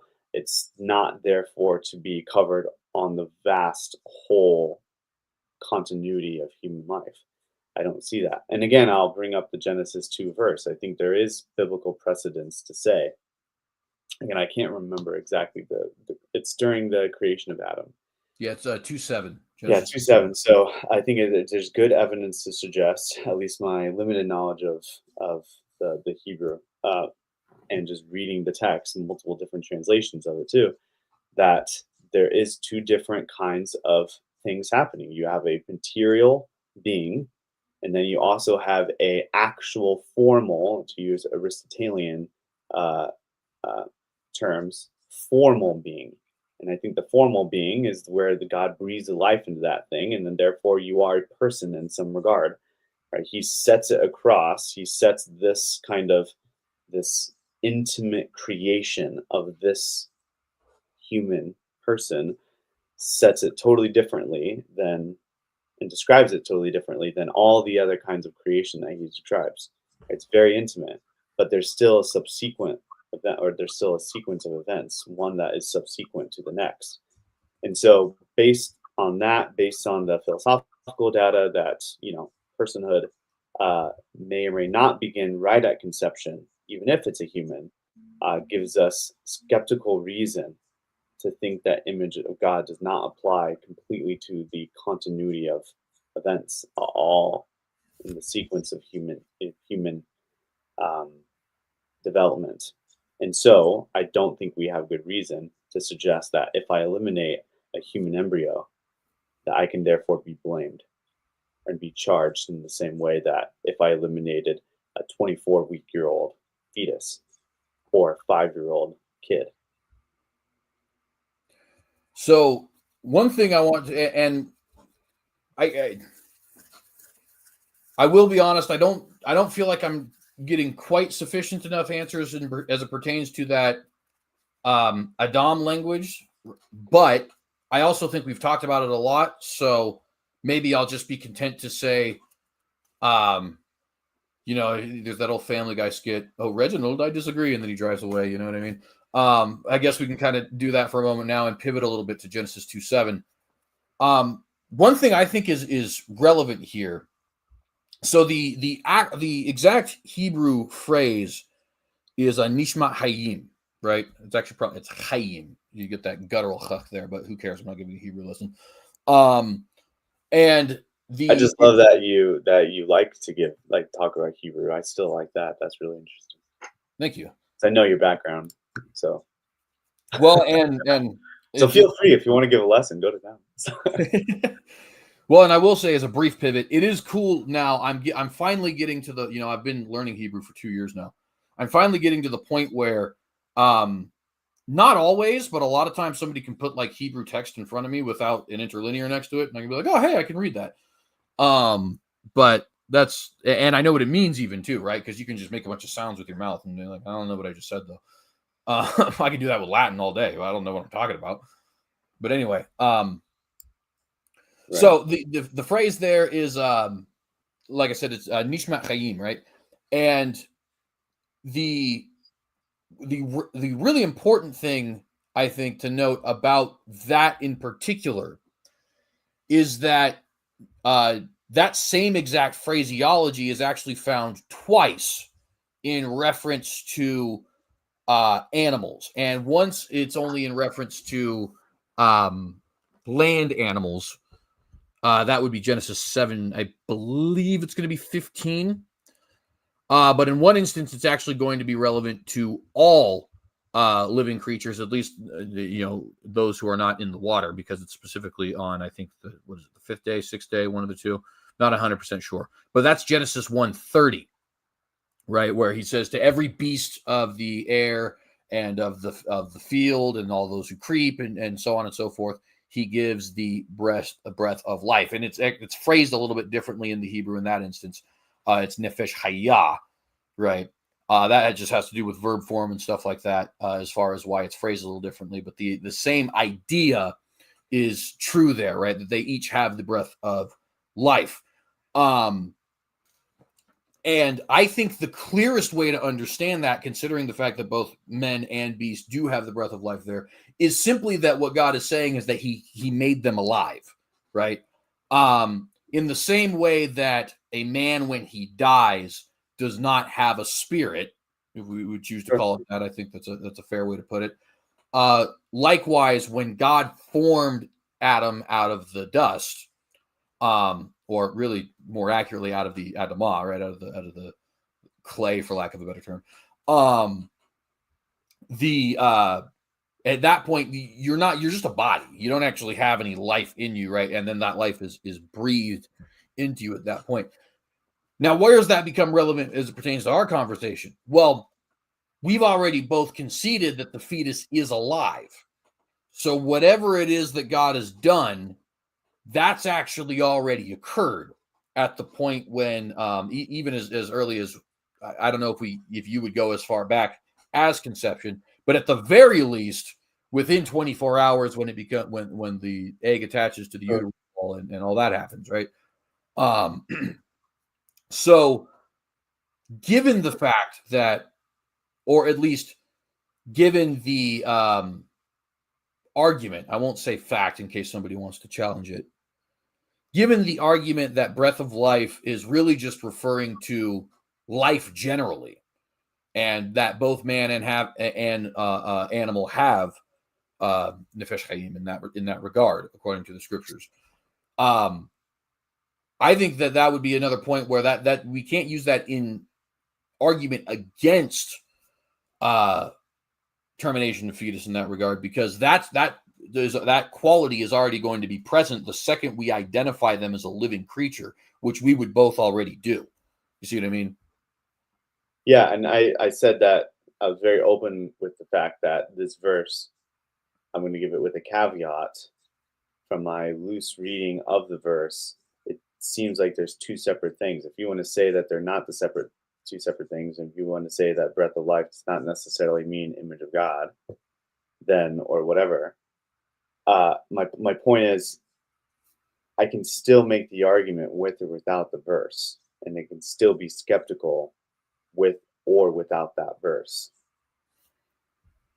Well, and I think I would question that, right? Because now we have, from a biblical perspective, and it's still, for those in the audience who may wonder, is this more biblical than philosophical? First off, I'm a Christian, so I don't really care that much. But I do think that, in terms of my own philosophy, the philosophers do, inform my opinions a lot, but not more so than the scripture does, right? And for the record, I think that's also true of Colton. I'm saying this for the audience sake. Back to the point. I think given these two verses, right, in Genesis 9:6, we have the idea that if you are made in the image of God, then it is wrong to take your life unless there is a certain circumstance where you now withhold innocence. And I think I would at the very least argue all humans are made in the image of God, right?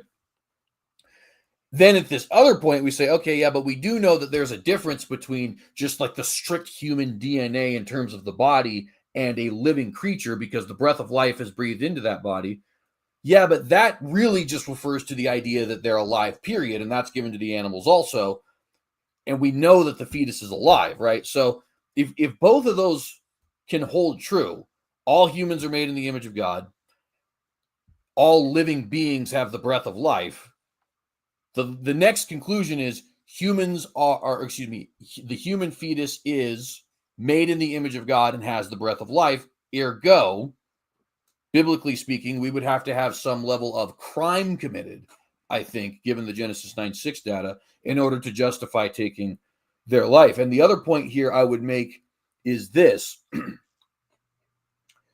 I think that it is important for us to recognize in any other instance where we would justify taking human life, they have either committed some kind of a heinous crime, such as death penalty. They are an active threat to us, such as warfare or self-defense, and self-defense kind of fits into both of those categories, right? Or we're acting negligently, or not negligently, excuse me, ignorantly. In other words, we don't tend to hold people as accountable when it is definitely an accident, as we would when they've obviously intended to do that. And outside of those three instances, I don't really think. Now, and there are some people who do support things like, I guess, euthanasia and stuff like that. I certainly don't. I guess if we want to parse that part out, we certainly can. I do not agree with the idea of assisted suicide. But, again, we can parse that out. Putting that aside, because I will admit that if we don't agree on that, that is a monkey wrench in what I'm saying here.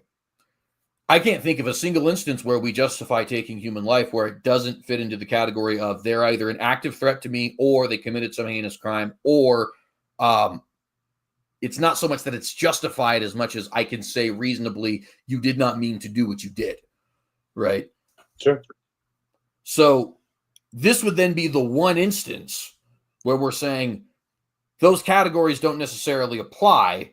It's okay to take the human life for various reasons, and I don't know your feeling as it pertains to why somebody gets an abortion, but let's just say 95 or something % of all abortions are elective.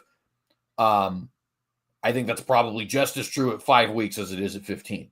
So let's say 95% of those are elective because somebody feels like they're not ready or whatever, right? That's the justification we have, right? If I take John Wayne Gacy's life, my justification is he's committed some heinous crime. But if I take 5-week-old John Wayne, there it is, 5-week-old John Wayne Gacy's life in the womb, the justification is mom's not ready. You know what I mean? And that's just such a dramatically different justification that it warrants noting, in my opinion. So there's a lot to say. I probably won't cover all of it. First, yeah, I do think that euthanasia is okay. So, so sorry to throw that monkey wrench in there. And so they can be innocent, and yeah, I think you can still end the life of a person. I don't see any biblical reason, at least to date, why that would necessarily be unallowed, especially if you've lived a full life and perhaps maybe you're suffering or something, or maybe even not suffering. We can go down the bunny trail if you want, but I think I would say I lean on the side of euthanasia being at least allowed, if not morally right, allowed, which is, I think, different, right? And I'm not saying that eliminating an embryo is morally right. I'm saying that it should be allowed. I'm not saying that's wrong. I'm saying that it should be allowed, right? Eliminating a human person after 6 weeks, because it is a person, is absolutely not okay. And so I'm just going to say, like, I'm reading through the comments, I absolutely do care about humans. Okay. I do care about humans, and I do care about humans when they are persons. The whole issue, the whole idea has to do with whether or not personhood starts at conception. I don't see, even if I grant that Genesis 2:7 verse doesn't necessarily go in my favor, it's not like it necessarily goes in your favor. It's just a misnomer then, right? Because then it just says, okay, well, then it just goes back to the fact that the fetus is alive. But we already agreed with that. So it's not like the conjoining of Genesis 9:6 and 2:7, therefore it makes your case any stronger. It just you're still left with Genesis 9:6, right? And if that's the case, the idea is it says humans entail an image of God, right? But then what if, does that necessitate, and does it say in that verse that humans necessitate the image of God at all stages of development? And point blank, it does not. It just doesn't. Nowhere in the scriptures does it say that life begins at or human life personhood begins at conception. Human DNA begins at conception, human life begins at conception, but nowhere does it say that human personhood begins at conception. It just doesn't. And so if personhood is the person's issue on the matter, then that means we have to be able to say, where does that start? You can say it starts at conception for sure, but it's not like, I don't think Genesis 9:6 clearly indicates that. All it suggests, in my view, is that humans entail the image of God. Right? But then what development of humans does it entail the image of God? We're not told. And so it's not necessarily my burden to prove where it does begin. It's just my burden to show, based on the argument, that it's not sufficient to therefore leap to conception. So I don't think that we have good evidence to necessitate the fact that human personhood begins at conception. If anything, human personhood begins somewhere, and where's the best logical idea to begin? This is why, although I use the biblical text as Genesis 2:7, but with a caveat, I'm not basing any of my arguments whatsoever in my personhood argument with the symmetry with regards to brain death and brain activity. That's the main argument I'm trying to get at, right? That's not based on the biblical text at all. I think the biblical text is completely compatible with human personhood beginning at 6 weeks. And nowhere does it say that it's not. And the only way it would be incompatible is if it says point blank in a contradictory manner, it does not begin. It actually begins not at 6 weeks or not at brain activity, but actually begins far back, namely at conception. We can make those inferences all we want, but that doesn't necessitate that they're there without good support. Right? And I'm saying that I don't think that those supports are there with enough evidence. Yeah, and I think my biggest issue with that, and I've kind of hinted at this already, is it does seem to me like, well, 2 points. The first one being that it seems to me like the Bible is much more concerned with humanness than personness, or humanity with personhood, to be more proper with that. Right. Which I think is relevant given the nature of this command, right? But it's also, I think the general assumption is if there isn't a caveat, then it is probably safer to assume that it is all without distinction or all without exception, rather, in this regard, right? In other words, because it doesn't say, I will agree with you totally that the Bible does not say these are the stages in which this applies. But because it doesn't say that, because it simply says, in fact, I could use, because we're both Calvinists, I could use an example to say, right, we're often accused of the whole all means all thing, right? But one of the things we do in demonstrating all does not necessarily mean all the time is we look at context. For example, in Genesis 12, context seems to be, John 12, context seems to be that we're talking about all as in all nations. The subject is Jew-Gentile, right? All the world should be taxed in Matthew seems to be all the Roman world contextually, because we're talking about a Roman census. So in those instances, it's not that we're disagreeing with the provisionist that all without qualifiers should be taken to be literal. We're just saying, no, I think that the text provides us qualifiers in the context, right? In the self-same way, I think we have man without qualifiers here. Given that it's without qualifiers, I don't see any reason why we should say, well, this might not apply at X point or Y point or what have you, because it just says man, and there's nothing in the context which would demand or even hint to the idea that maybe this begins at one place and stops at another. I would point out also, maybe this isn't the strongest in the world for saying human personhood begins at conception. We do know that the Bible uses the word know in a personal sense. And God does say to Jeremiah, before I made you in the womb, I knew you. That does seem to be, or that's not exactly how he says it. How does he say it? Before I knit you, there it is. Before I knit you in the womb, I knew you. That does seem to suggest to me a kind of personhood in so much as that God is a personal relator to that being, right? Before they are even fully knitted.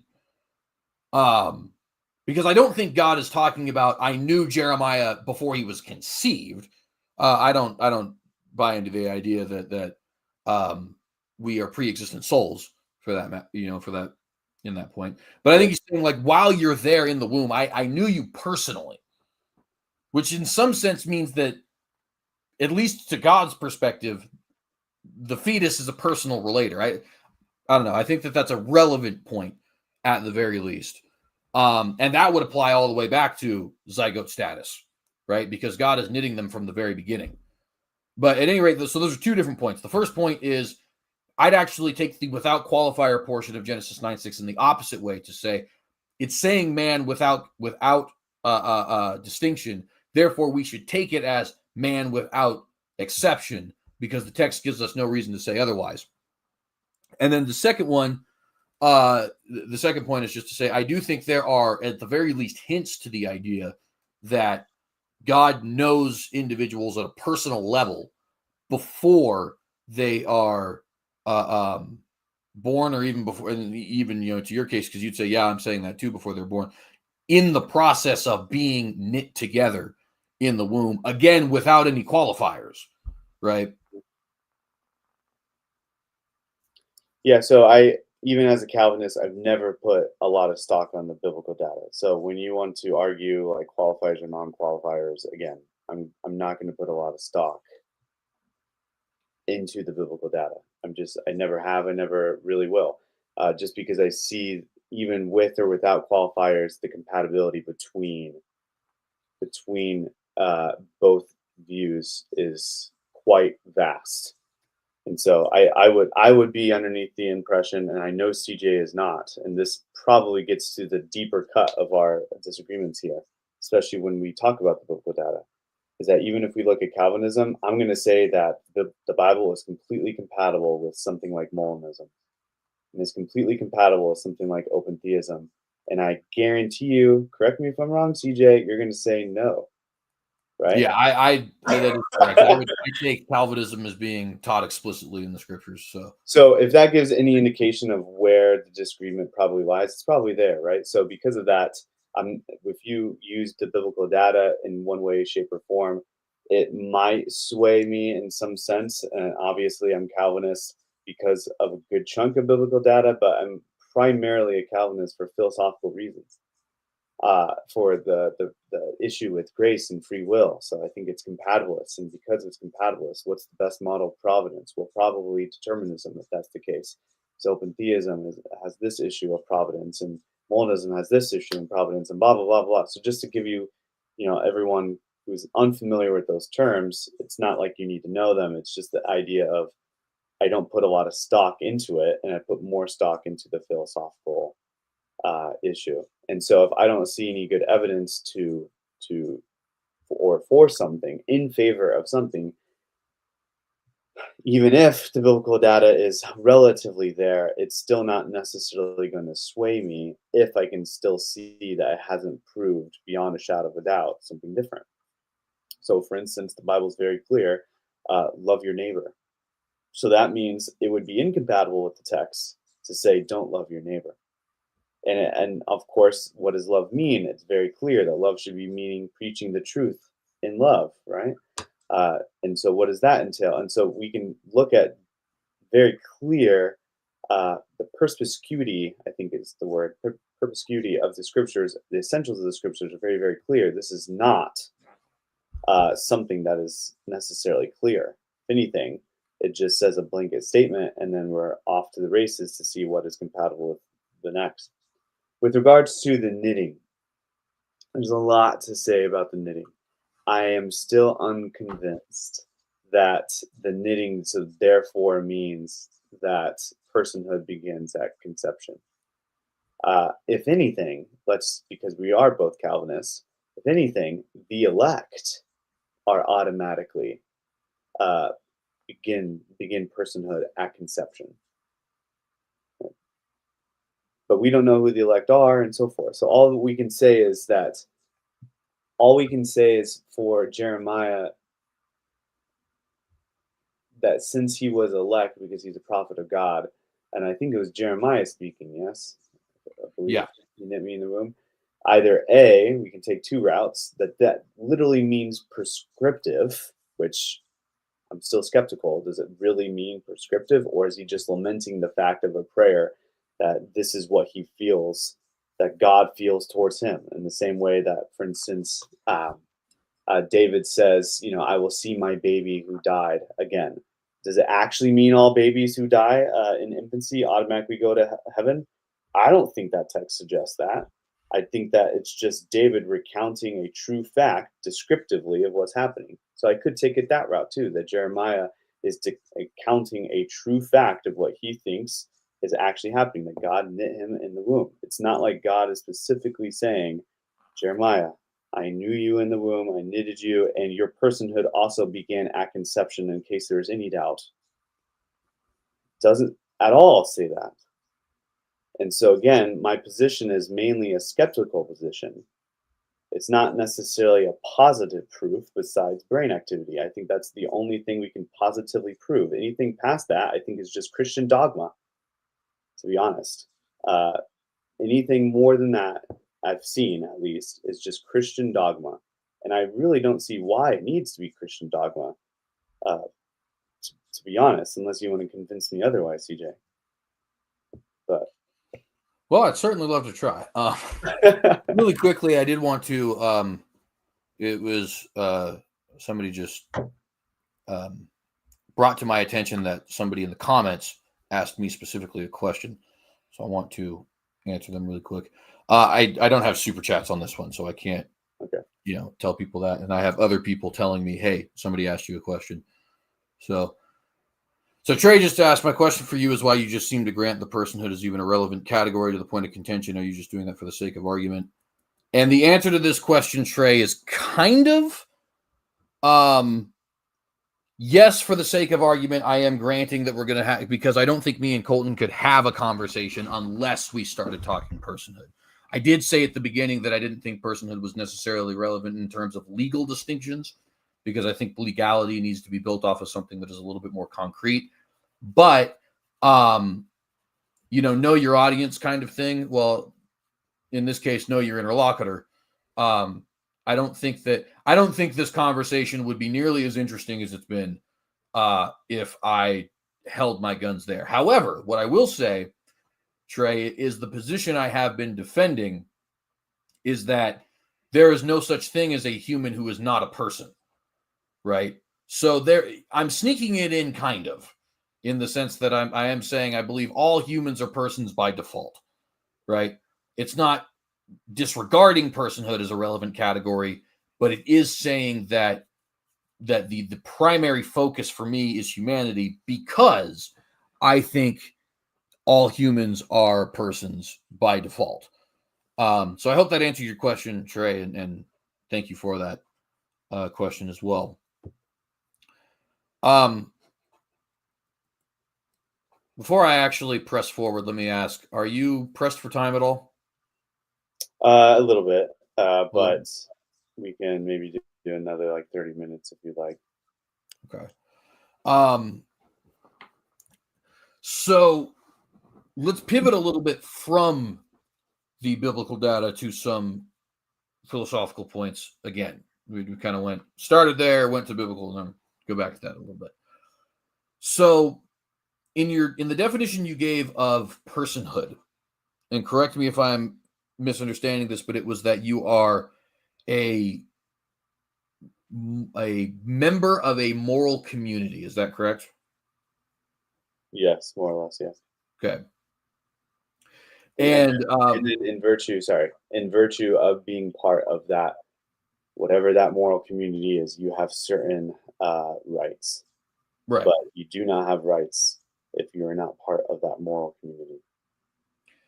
Right. And then you also noted that you think that in the case of like a execution, um, that in your view, I won't say the accused, because if you're just executing accused people, that'd be terrible government.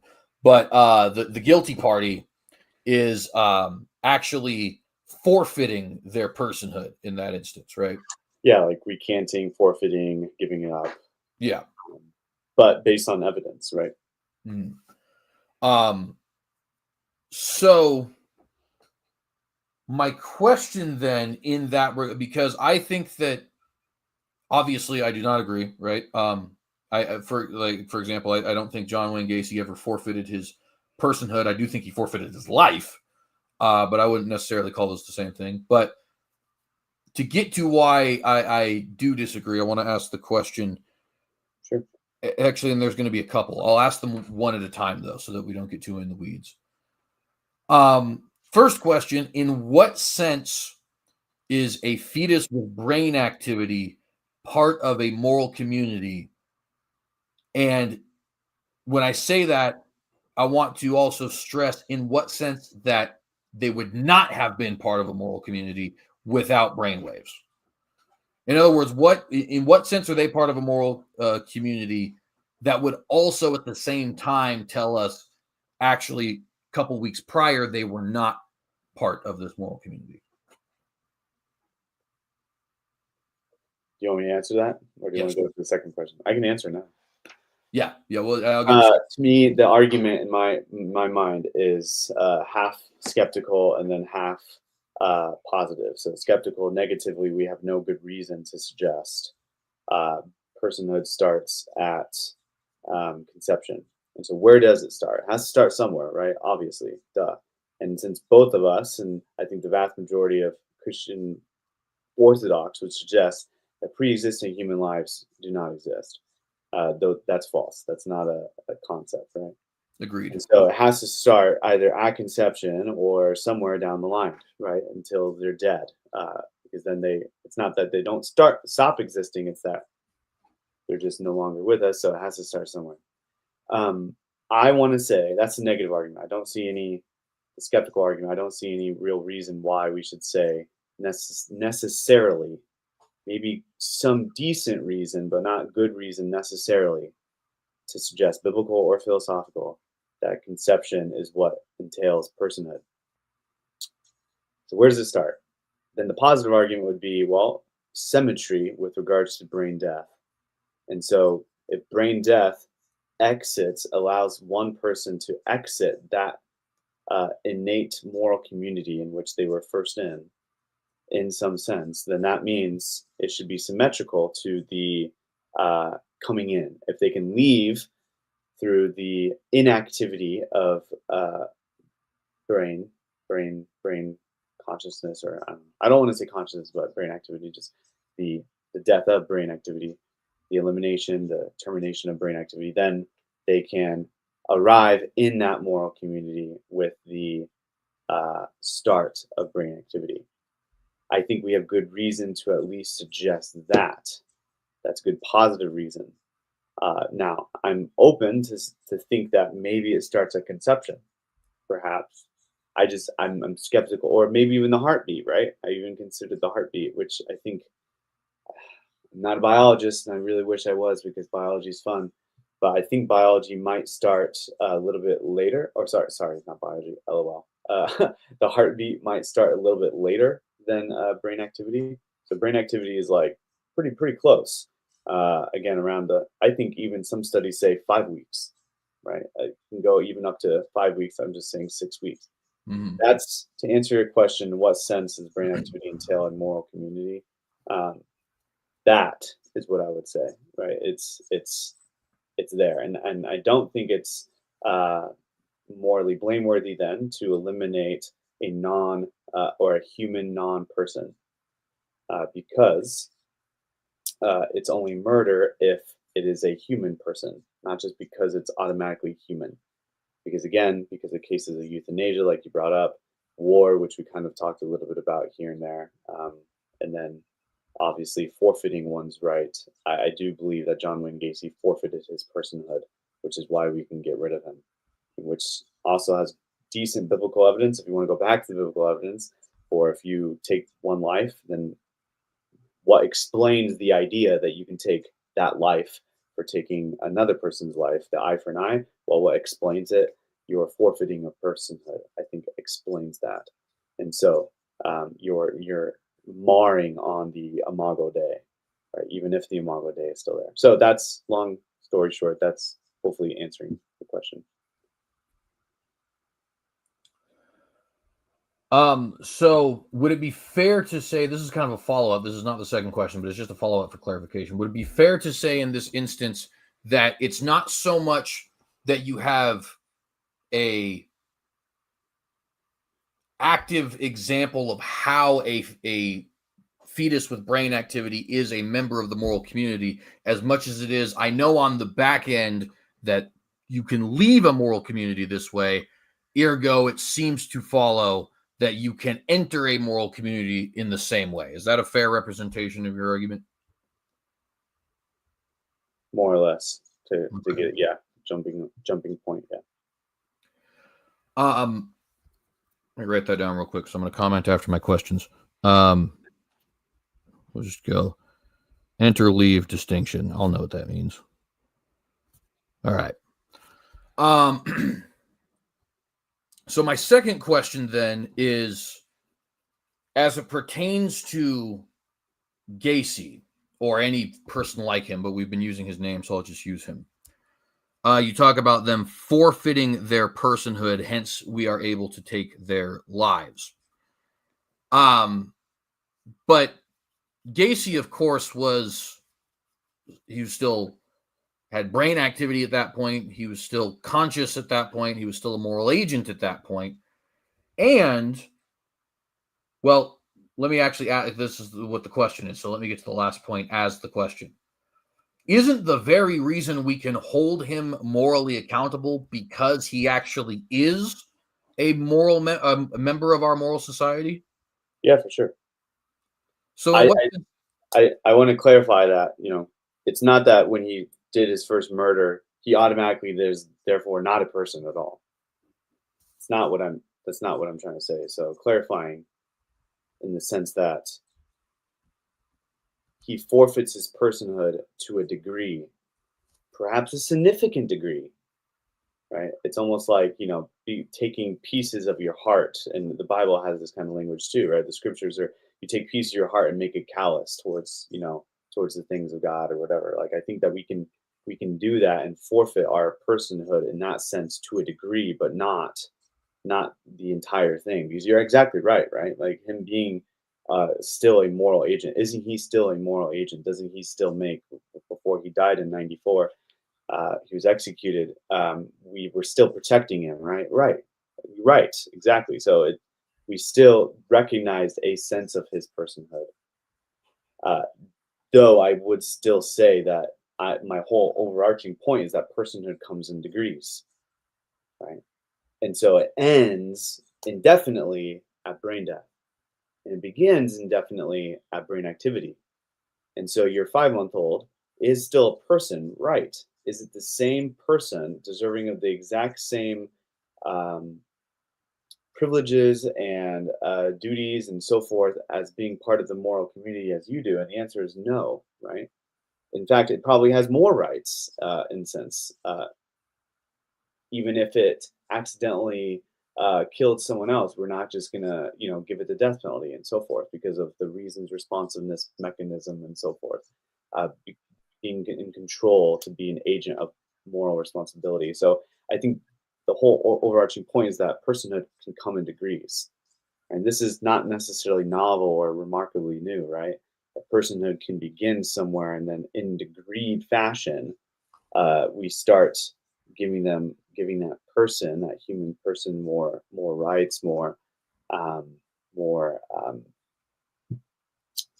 privileges, opportunities, and so forth, residing in the moral community. But then we can also forfeit it to a significant degree, and then eliminates that brain activity. I hope that clarifies. Yeah, it does. It does.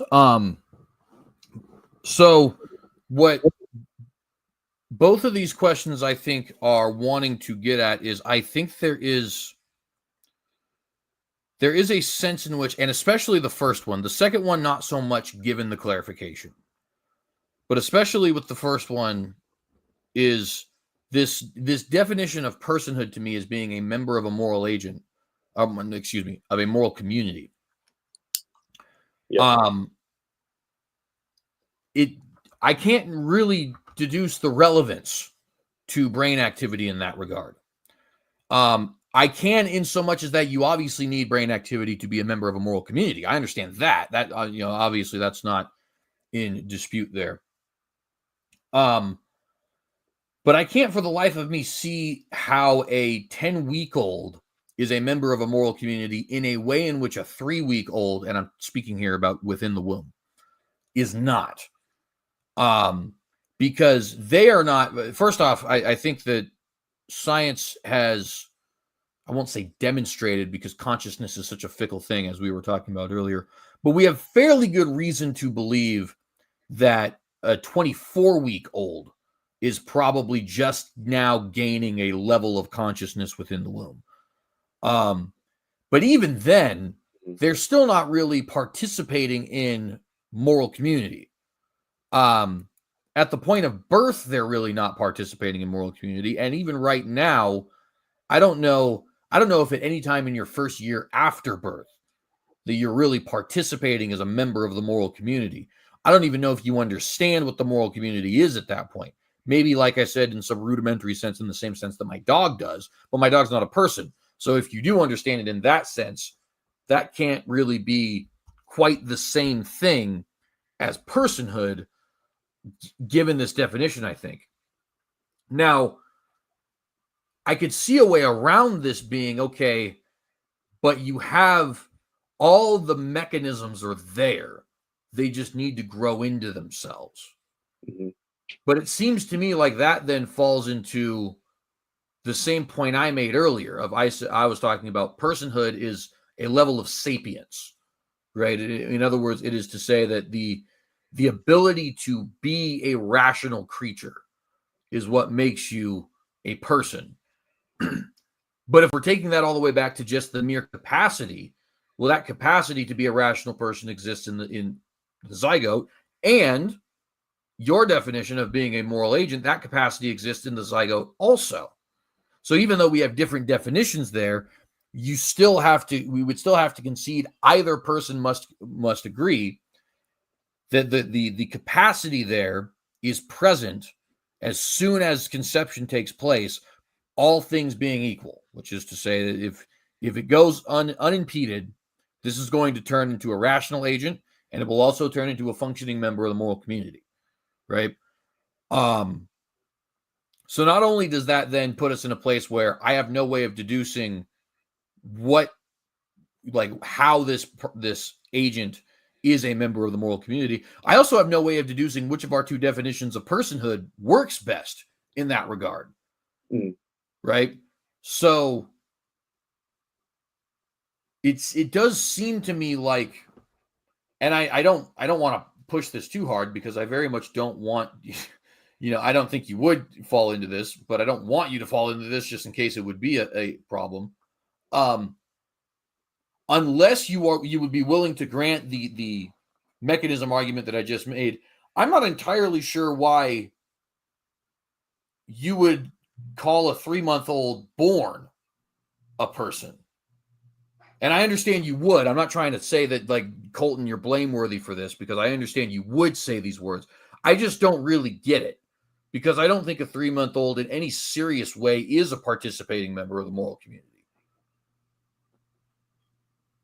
I think you are a participating member of a moral community in the same way that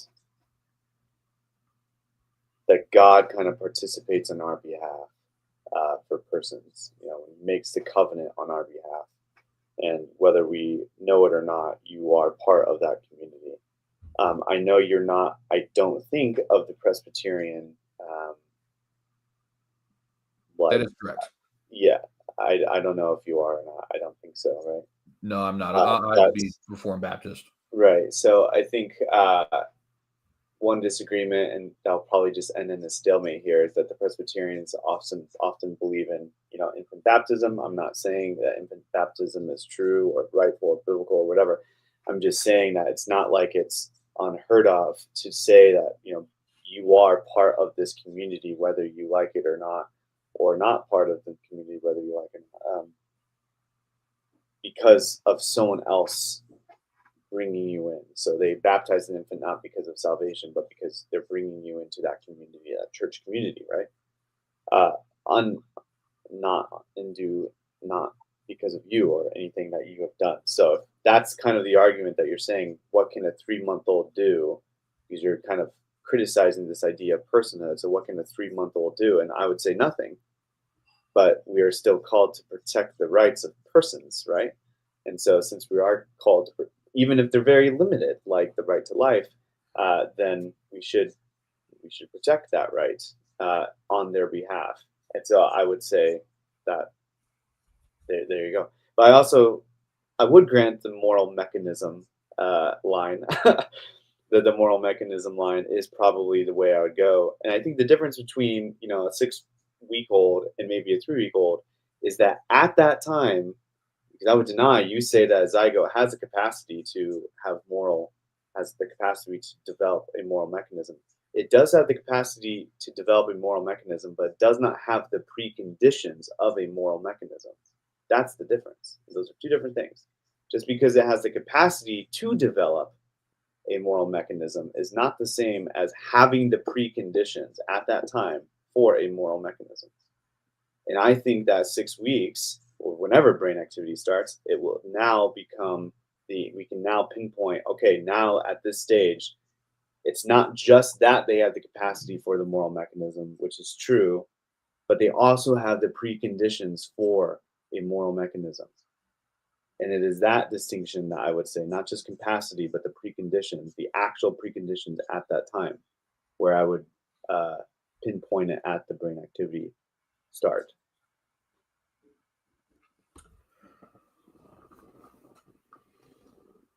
I'll end with this question because I think that, first off, we're getting pretty close to the 30 minutes you allotted me. And also, I want to give us some time to just kind of restate what we've said here as far as almost like a concluding statement, right? Like as if this were a formal debate. Not timed, of course, because this isn't a formal, but anyway.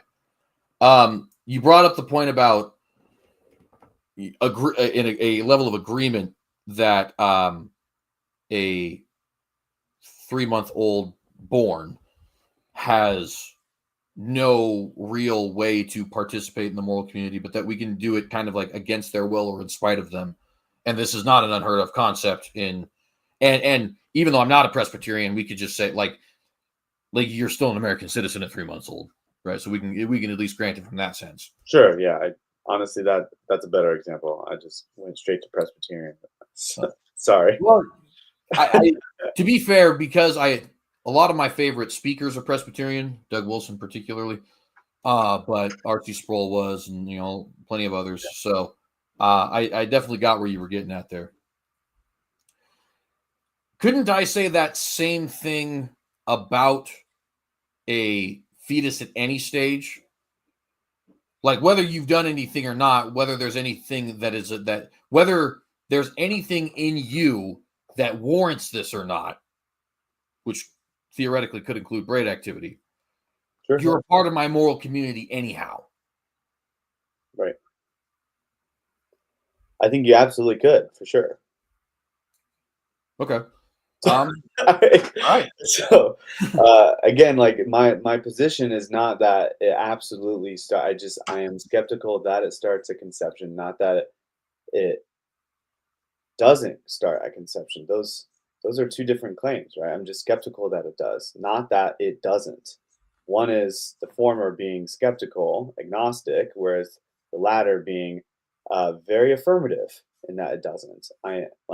I'm a compatibilist with regards to free will and responsibility, which claims that incompatibilism is false, right? If I was agnostic with regards to the compatibility question, I don't have any claim on the compatibility question whatsoever. I'm just skeptical. And so I think in the same way, I'm skeptical that conception begins personhood, but not to suggest that I'm agnostic about that fact, but that's not to suggest that, you know, uh, conception automatically begins personhood or doesn't begin personhood. And so, yeah, you're right. It absolutely could. And as soon as I see a relatively decent argument, then I might accept it, right? So I think the only definite argument I see is that it starts somewhere, for sure. And I think the symmetry argument, as you could dub it, I guess, gives us decent reason to suggest, all right, it starts somewhere for sure in the womb. So the vast majority of abortion is absolutely wrong and should be charged. Let's just get that right out of the gate. If the woman just had, you know, gets pregnant and then, 12 weeks down the line is like, I want to get an abortion, I can't handle it, she more than likely should be charged. She should be found guilty of murder. And I think CJ and I are completely in agreement with that. It just depends on where we start that process. So, to answer your question, for sure, yeah, good. All right. I appreciate the clarification there. And I guess in a way, this is kind of almost an argument um, between the pro-life movement as it's understood in America and the abolitionist movement as it's understood in America, with me being the latter. Because I think what you would be suggesting in this um, would be like a 6-week ban. And I think that's pretty much the goal of most of the pro. Whereas what I would be suggesting is, of course, a complete and total abolition. Right. So noted there. I did say that was going to be the last one. I do have one more, but it's a quick one. Do you by chance know, and it does, I don't care if you do or not, I'm just curious for further reading purposes. Do you know of anybody, any other philosophers who have this moral community argument in regards to personhood? I do not. So I know. I'm looking right at them. There's amazing resources, and if anyone knows me, I'm full of amazing resources most of the time. But the books by Rutledge, Ethics of Abortion, by Kaiser is it's on its like eighth edition, and he's against it. He's pro-life. He's pretty much along your side, abolitionist. So if you haven't picked that up, CJ, you absolutely should. It's a pretty decent read. But with his short, slim chapter on conception, IVF, embryos, and personhood, it is it's just not there's not good arguments in there. So, but it is like the almost like abolitionist Bible is what I've seen some call it, where it's Christopher Kaiser by Rutledge, Ethics of Abortion. I don't know if you've heard of that. I've heard of it. I have not read it. It's pretty decent. And again, I agree largely of a lot of what he says because I am pro-life. When someone comes up to me, "Are you pro-life?" I will say yes. I am pro-life. Like I think the vast majority of abortions, which are like 95% of them, happen after 6 weeks, and so that should be completely abolished. And he gives good arguments in there for it. Also, by Rutledge, Agency, Pregnancy, and Persons, fantastic. There's some. I think I forget their name, but maybe one or two philosophers in there that will defend something along what I try to say, but they either say something about consciousness or maybe the heartbeat or something, but not brain activity. I don't know of many that actually argue that. And then also another one by Springer, Person's Moral Worth in Embryos. Fantastic. Alexander Pruss is in there. It's an awesome argument that I disagree with. A counterfactual argument and a host of other different arguments. These are like high end, like $90 books on the philosophy of abortion and the ethics behind it. And so they're just really fun to read, but I don't know. I appreciate that. And I don't think it's discrediting to your view if there's not. I was just curious for further reading purposes. Obviously, you yourself are, I feel comfortable calling you a philosopher. So there's at least one source. I'd feel And to be fair, I'm not sure how many. I know Peter Kleek would hold my view. He might be the only one that I know of. He's the professor of philosophy at Boston College, or at least he was. I think he's retired now. I'm pretty sure Christopher Kaiser, who is professor somewhere in California, maybe Michigan, I don't remember, but he's going to be holding to something like your view for sure. So he's the one who did the ethics of abortion. Okay. It's like on its 8th edition, he basically publishes it again every 2 years after new arguments or new findings. And so the latest edition came out 2 years ago. I picked it up, and yeah. All right. So then with that, the last thing we have here is just, like I said, kind of a closing statement, for lack of a better term. So yeah, if you want to just restate however much you'd like to restate, and then I'll do the same, and we'll go ahead and call it a night. Yeah, so I want to say that yes, it's human at conception. It's a life at conception. I think that I would classify myself as pro-life in the same way CJ would classify what pro-life advocates would do, and the consequences of murdering or of eliminating a fetus at a certain time frame should have legal consequences, very, very deep consequences, such as perhaps the death penalty if necessary. I would probably align myself with those views. I would have to think about it a little bit more, but yeah, the only difference between CJ and I that I can ascertain is we just think, well, Tude, I guess, he doesn't think personhood is vague or is clear, and so he thinks it's vague, and he also thinks that's therefore irrelevant. I disagree. I think personhood is at the heart of the debate, not that it's a human at all. Because cases of us eliminating humans in other cases like euthanasia or war, or like I said, serial killers, we have precedents that just because you're human doesn't mean that you therefore have the right to life. We can give up that right in a vast majority of different ways. So just because you're human doesn't mean it automatically entails that we have to protect it. But for personhood, I think is at the heart of the debate. And we also disagree then where that starts. So if CJ grants personhood, this concept of personhood is not necessarily vague for the sake of argument. He's going to disagree that it starts where I wanted it to start, and that's brain activity. He wants to say conception. My argument for brain activity is the symmetry argument, is what I dubbed.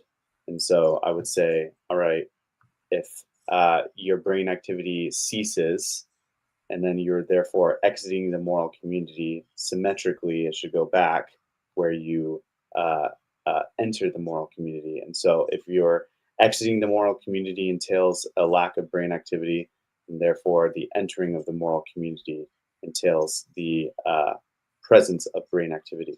And I think it's symmetrical in that regard. And so I think we only have good evidence for that. I think it could be true that personhood starts at conception. I think that's definitely a viability. My argument is not the case that personhood can't start at conception. I think it could. I'm just skeptical. Right? I'm agnostic, and I think we only have good reason, good evidence, philosophical evidence primarily, to suggest that brain activity is where the personhood starts. That is my view in a synopsis. All right, and thank you for that. And then, so my view defended here tonight was, number one, I defended the idea that all humans are persons by default.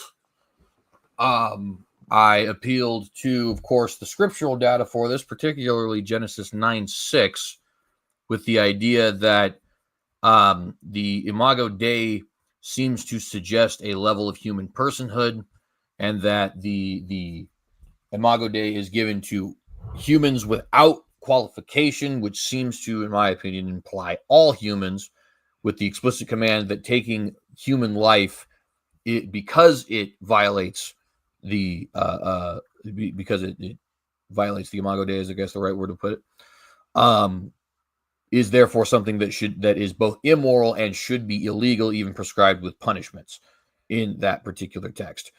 I also argued that what makes all humans persons, in other words, a more broad definition of personhood, would be, at the very least, the capacity for rationality, which is to be distinguished, as Colton pointed out, from the preconditions for rationality, or in his case, being a moral agent, and also challenged the idea of being a member of a moral community as a sufficient definition for personhood. I think the biggest point there being actually at the very end, where we both kind of agreed that actually the argument for counting a 5-month-old born could also work in my favor for counting a zygote not yet born. Which is to say, I think, in my opinion, I know Colton would disagree, but in my opinion, it's just to say that that is a non-determinative argument. I won't go into any more of the details there because I think that pretty much sums up everything that I said. I'll simply say this. If you guys liked this content, please remember to like and share the video and consider subscribing to the channel if you have not done so. Hit the bell to get notified every time we go live. I do try to post an episode of the Watchdog podcast, which talks politics and current events, at least once a week. We have missed the last 2 weeks, although this one kind of sort of counts for this week. It's not really an episode of the podcast, though, so I don't know how you label that.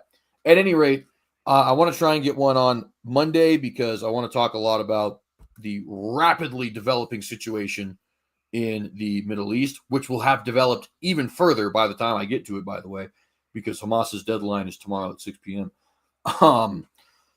At any rate, so please do consider subscribing here. We talk about a lot of issues like this one, political, socio-political issues, stuff like that.